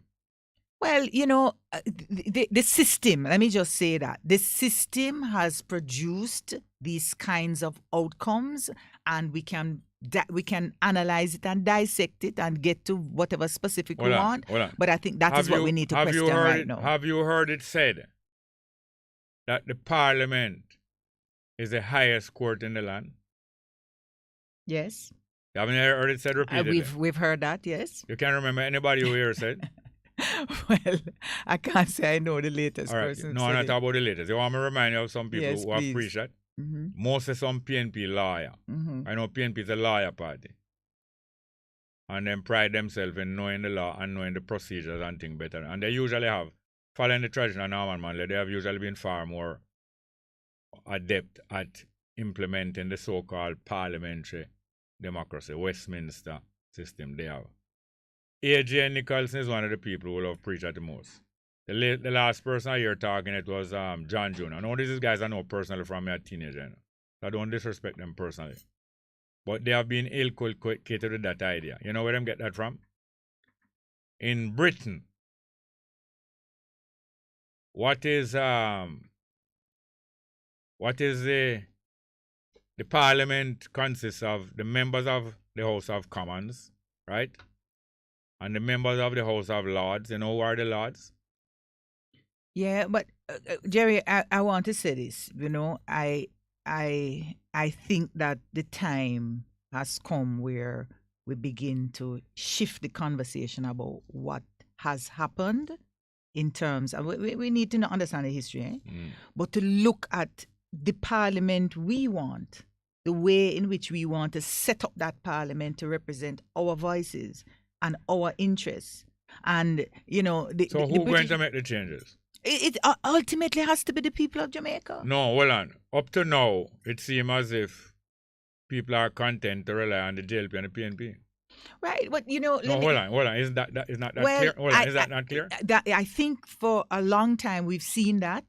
We've seen other political parties emerge, but what I am saying, and I think what we're all trying to say as part of our advocacy, is that the future of Jamaica is not in the hands of any group, including only the political parties. They're clearly a group that has an important influence once they take power. We understand that. But that the reality of Jamaica, the possibilities of Jamaica, is not in their hands alone. So if we think about the recent victory we all are basking in with the athletes, how much is that a product of either political party in any simple way? It's individuals who decide that, boy, listen, I want to run for my life. and the rest is history, Yeah. and the teams and so on. So I'm saying the possibilities of our nation are way beyond Yes, then what is possible in these all right, two if political it's not parties. the members of the PNP and JLP in Parliament who are going to change the constitution, who will do it? Well, very good question, because we are at this point where our government now, for those of us who agree that we have a government in Parliament that it's supposed to represent our interests, the leader, our Prime Minister, have said that they are putting together a comprehensive set of reforms around the Constitution. And every Jamaican must ask the question. You can trust the Prime Minister to put well, together. we must trust the people. We must trust, and we must hold them in that trust until they prove they have not that proven they are already. not They have not proven that worthy already. of our trust. They are not proven that already. Well, for some people, there may be enough evidence to suggest that that's so. But for those of us who may be willing to give people the benefit of the doubt, until things perhaps are proven in a court of law or whatever set of criteria we set, the question is this: how are we going to get involved? How will we have our say in shaping the Constitution? That is an issue. No, in fact, well, I have just I just remind our listeners, we just put a press release out just yesterday that poses that question. We've heard since early this year, from about March of this year, that we're moving on. And we've been legal and constitutional affairs ministry is now set up, and with the main responsibility to take us through this process of creating a constitution and to lead us to this republic. And we must trust her to do that. We must trust her to do that the people of Jamaica must understand that if we want a constitution that reflects our interests, and if we want a republic that reflects our interests, we have to be involved. And how we become involved is also part of the conversation. How will we shape the Constitution such that it's not a group of scholars and legal minds and experts who shape it, but there is ongoing, comprehensive discussion and dialogue with Jamaican people? That's for us to decide. And the same way the Jamaican people can communicate very effectively to the government that we want a festival song, right? We can communicate to our government that we want to be part of a constitution in which we become sovereign. It's not by magic. We have ways. We make phone calls, we go on social media, we write letters, we write articles, and we make our voice heard. Yeah, which country in the world has made the transformation from subjection and subjugation to sovereignty that you had? Well, that's also a good question, because from my perspective, these are not end games. These are not definable points in history that you could say we've achieved it. We can just look around at the world. We have big countries in the world we call democracies. America is just close to us. A good example of a country who is supposed to be democratic, but is right now struggling to keep what they consider to be a democracy, because they got to the brink of what they consider to be a destruction of their democracy. It tells us that we don't get to these positions in any definitive way. And if you define a democracy in terms of the will of the people and creating a society that captures the will of the people, remember, for every generation, the people, the nature and the character of the people change. And the views of the people change. And so we have to constantly be updating this idea and this concept of democracy, or whatever we call it. Because again, we ought not to get caught up on the idea. I've heard people say they don't want a democracy is this, blah, blah, blah, because they've seen flawed democracy. A flawed democracy is not the same thing as the ideals of a democracy. And the ideals are the things that we don't need the concept of democracy to tell we what it is all about, We just have to look back at our history. It is about freedom. It is about rights. And we don't need those concepts to tell us, because we are products of a society in which those rights and freedoms have been deprived for over 500 years, right? That's who we are. And so we need to be involved in this process. And we need to say to our government, we want to have a say in creating the future of the society. We have a democracy. We're supposed to have a democracy. We're supposed to have a system in which our voices are heard through our representatives in parliament. But many Jamaicans don't even know who sits in parliament to represent them. They have no ongoing arrangement for dialogue. And I want to say on behalf of those parliamentarians who I know want to engage citizens and want to represent their people, even when they call a meeting, many of us don't turn up because we don't trust the system. So we have to turn the thing around. And now is a good time. After 60 years, now is a good time. And we're trying through the work we're doing in the Advocates Network in collaboration with JAMP, the Jamaica Accountability Meter Portal, the National Integrity Action, the Institute of Law and Economics, and other partners who are part of this large and growing Advocates Network. And we're coming together and we're saying, yes, let us start this dialogue. We're not waiting for the government. The government promises that they will engage, and we want them to engage because they can do what we can't do. We're not even a formally organized legal framework, and we are deliberately so because we want to be a loose network of individuals and organizations working together around common goals. So that's where we are. So at what point and at what level you're going to collaborate with the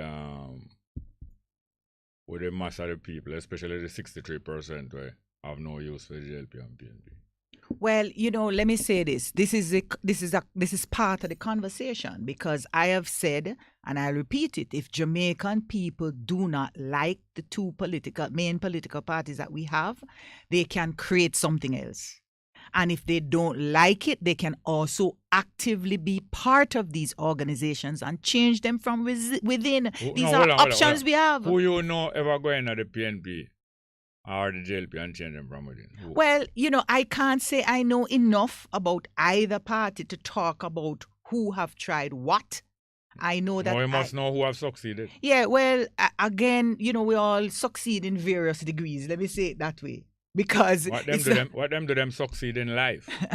So end up but it's end up with a lot of property. Yeah, but it's an important sentiment that we've picked up in all the polls. It's there that most Jamaicans do not see any significant difference between either political party. It's there. It's evident in the poll. And I'm saying to Jamaicans, it's not enough just to feel that way. If you want a different government, you have to actively get involved in changing. And there are people who will always want to support a JLP, for example. Well, go in there and be the loudest voice in making the change. And do the same for the PNP. Hold on. I was going to say you're talking like a 16-year-old, but we know that you have some 16-year-old who are not going to be fooled by that. Well, who can go in a JLP go change it? Well, let me just say we're not going to escape that now. Yeah, all right. Let me say this. Who can the changes may not be as significant as we like, Jerry. No, hold on, please. All right. Who can go in a JLP and change the JLP from where it's there? Well, let me say this. I have to assume that political parties, like all organizations, are not static. No, you don't have to assume that, because it's not a this is not a hold on. This is not a theoretical class in political science. This is real. It is real. No organization is fixed. No organization is fixed. Human beings shape organizations. Yeah, who can go in a JLP? Any individual, as long as the rules allow. You're not addressing what I'm asking. Well, you tell me what you want. Who can go in a JLP or change JLP? All I'm saying is, as far as I'm aware, I can say, let me say anybody. Still, it's probably not fair for me to ask you everything. All right, but I would say there are no barriers to entry to these political parties, to the best of my knowledge. Nobody going in JLP and change JLP. And nobody going up PNP and change Well, it. For the better, not for the better. yeah. Probably for the worse. Yeah, and I There are would some people say, going up PNP and change it for the worse. Well, there you go. So there's the point about change. Change is about human relationships and it's about human possibilities. But they are not destined. And They are not destined to deliver nothing to you know. But let's say this. You know, I have a important saying. I think it's very important, and I remind Jamaicans all the time whenever I engage. The power of the people is greater than the people in power. And I agree. The reason I say that is to say, when we talk about what we can't do, we diminish and limit our power. What you hear, Mr. McCann? What you hear, Mr. McCann? You say nobody can go in, and I'm not talking about finish individuals. that. No, you cannot talk and don't finish that. Right. Nobody can go in what? Go into these political parties and change them. No, I'm not saying that we can't. Okay. I am not here to do that. Okay.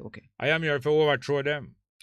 Well, let me say this. Let me just say. The political future, I hear you. But the political future of Jamaica is in the hands of the Jamaican people. That's my view.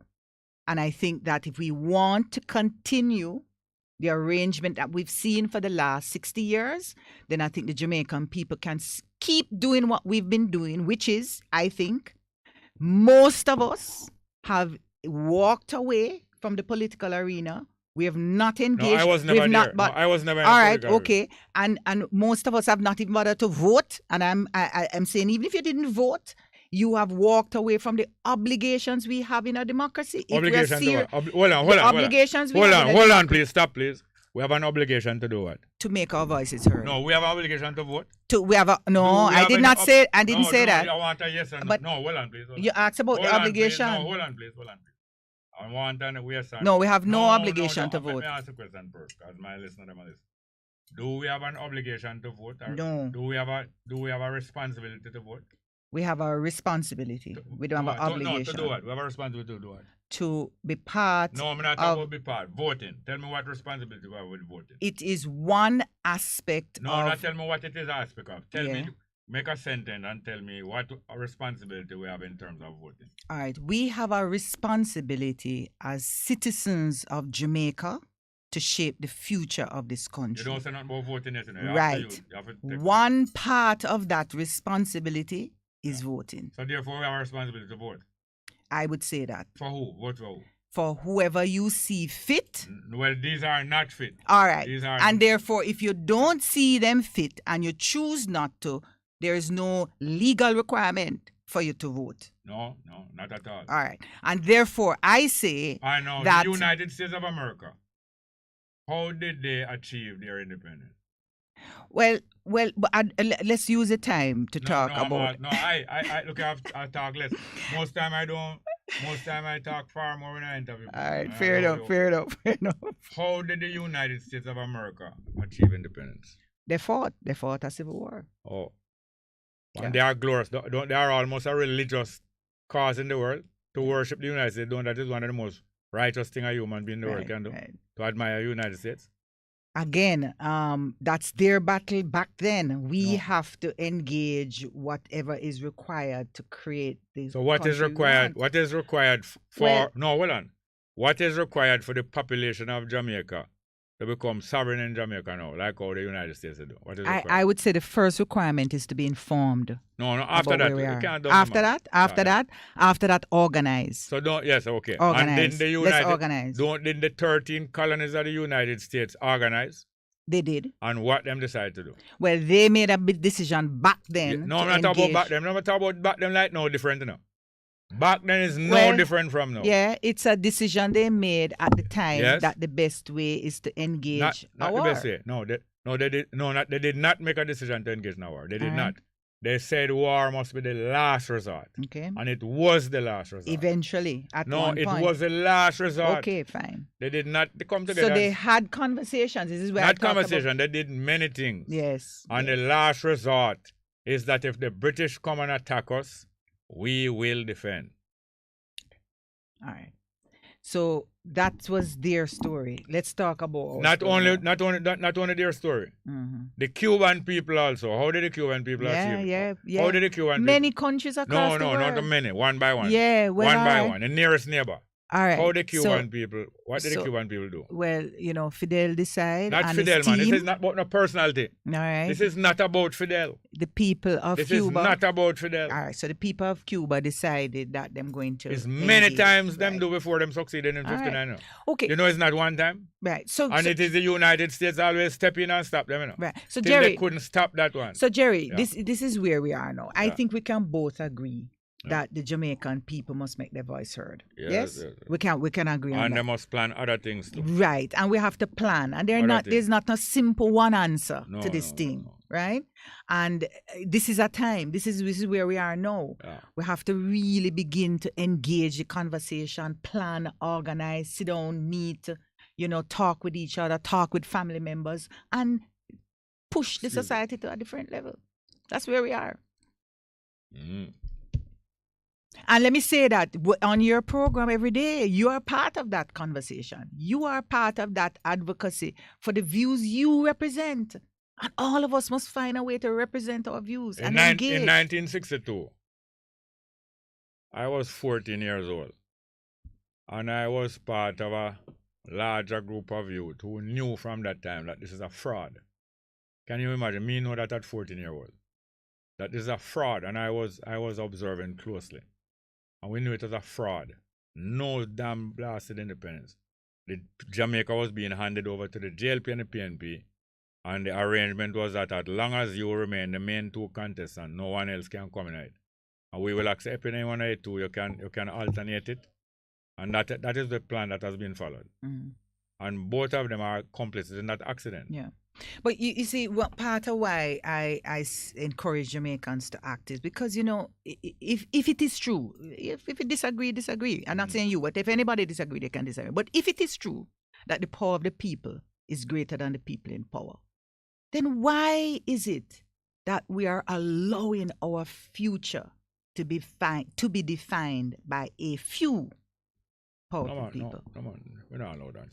Yeah, we're not allowed that. We definitely are not. No, we're not allowed And that. for Look here, those I'll of tell us you, who I'll tell are you. I'll fighting play some on a music. day-to-day play some basis, music, are but- redefining I the will play society. some music, but I tell you this.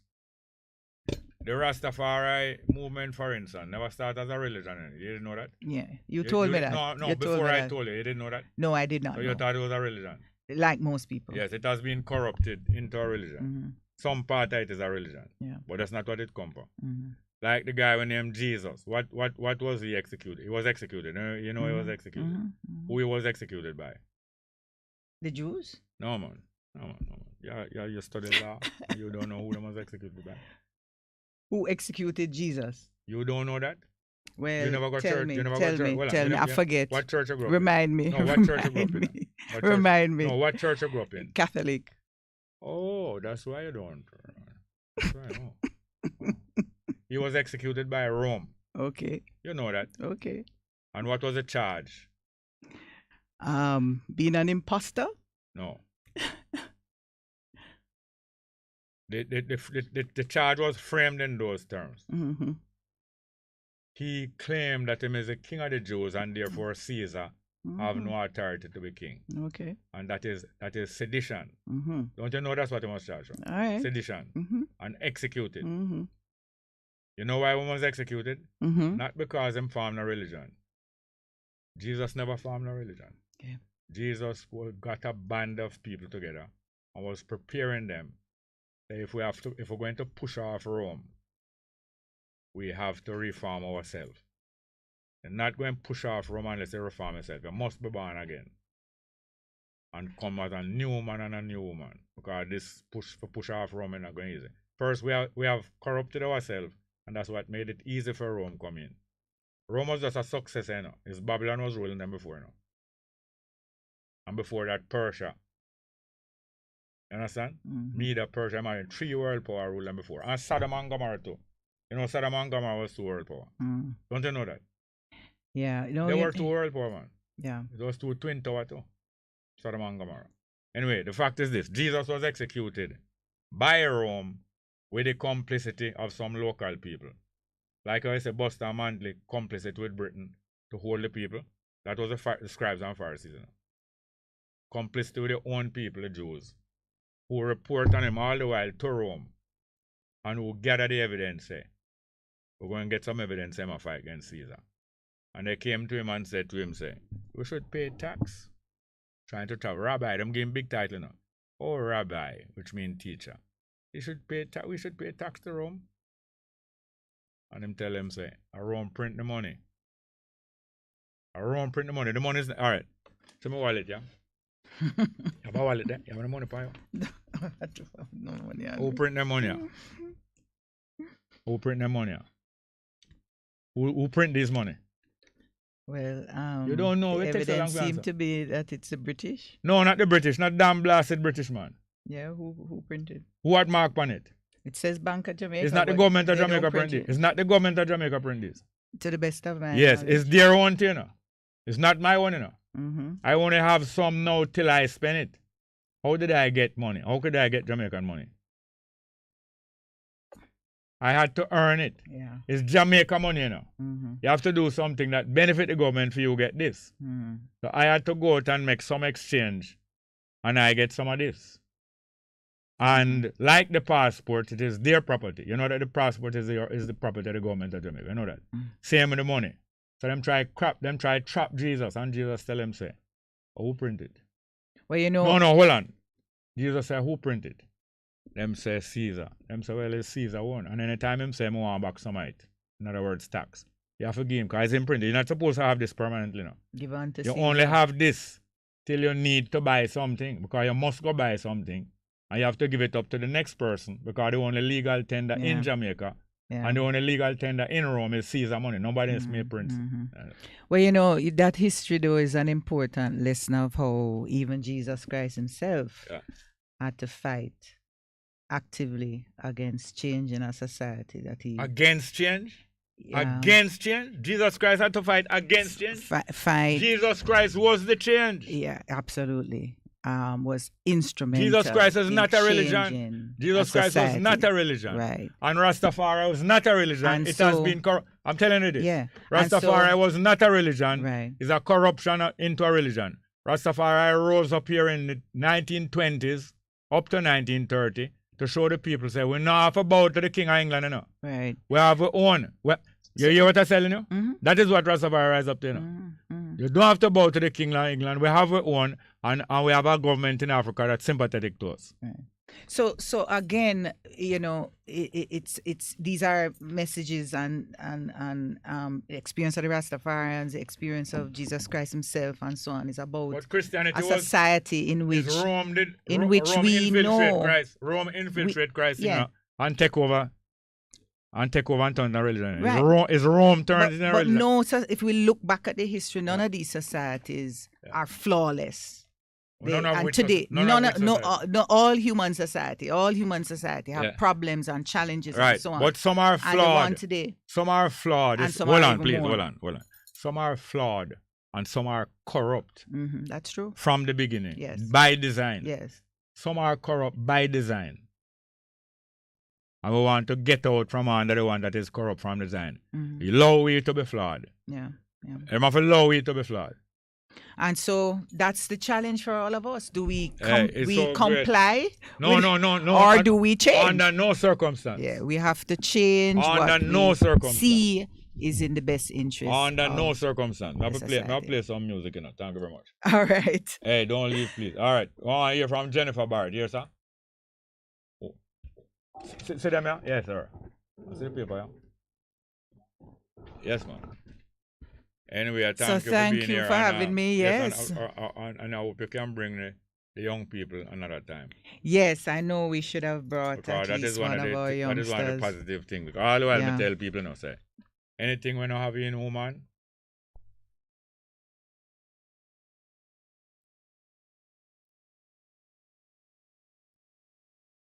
But I want to say to the listeners, if you have some time tonight, you want to join us, we're going to be talking about strengthening the voice of the people after 60 years, and that's at 5 5:30 today, and it will be streamed on YouTube on the Jamaica Accountability Portal, Meter Portal.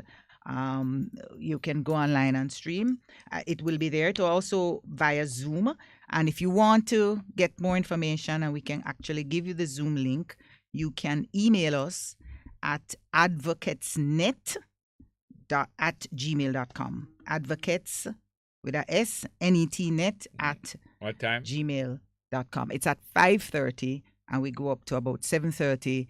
There'll be a panel discussion, and as I mentioned earlier, So you name the person who involved. yes, the Horace Levy, one of our oldest advocates, he's going to be talking about this topic, as well as one of our youngest advocates, Sabrina Barnes, and we also have Dr. Paul Ivy, and he is associate professor and associate vice president at the University of Technology, Jamaica. And it will be moderated by the young attorney, Daniel Archer. And so it will be a great conversation. She's a female, yes. So we have one female, young female on the panel. And it will be a good conversation. So, join us, be part of the conversation, and continue to discuss it among yourselves and your family. Let's go behind the labels. It's not just a republic, but it's another stage in this journey where we're pushing. And we have to remember the fight. Our national heroes, Marcus Garvey, Paul Bongo, all of them fighting for a different Jamaica. And we're still in that fight for a different Jamaica. And your voice matter. The power of the people, greater than the people in power. Yeah.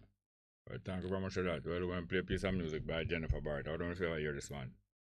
This is a warning. Listen to it good. Let's go.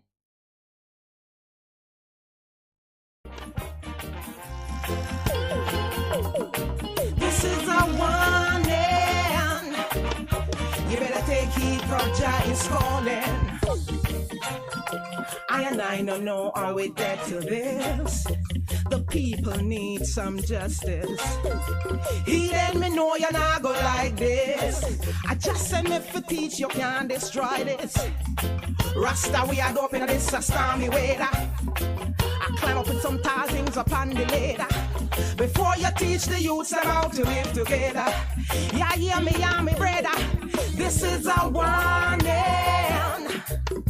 For you Rasta who now hold the meditation. This is a warning. For you evil and thieving politician. This is a warning. For the youth we are destroy the nation. This is a warning. You better take heed or there's gonna be a destruction. Hey, heads up government, me attack the mono. The people who that take out them all hard the mono. What happened to the people in education? You want to lead an educated nation. You teach the youth them how to believe in the done. Hey, what happened to the Almighty One? Jah people, you better have a righteous plan or a judgment on the land. This is a warning. For you Rasta who now hold the meditation. This is a warning. I don't believe in doing wrong. I'm a peaceful woman.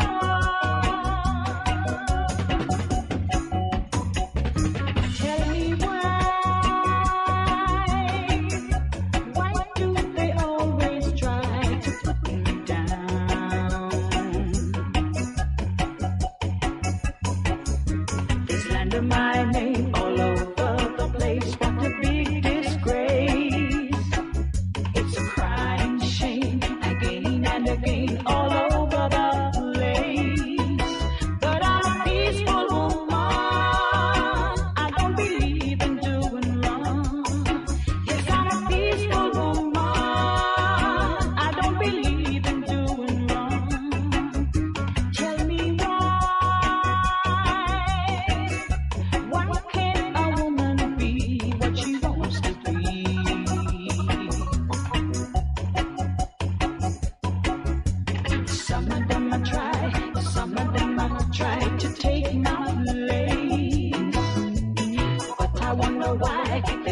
but to try.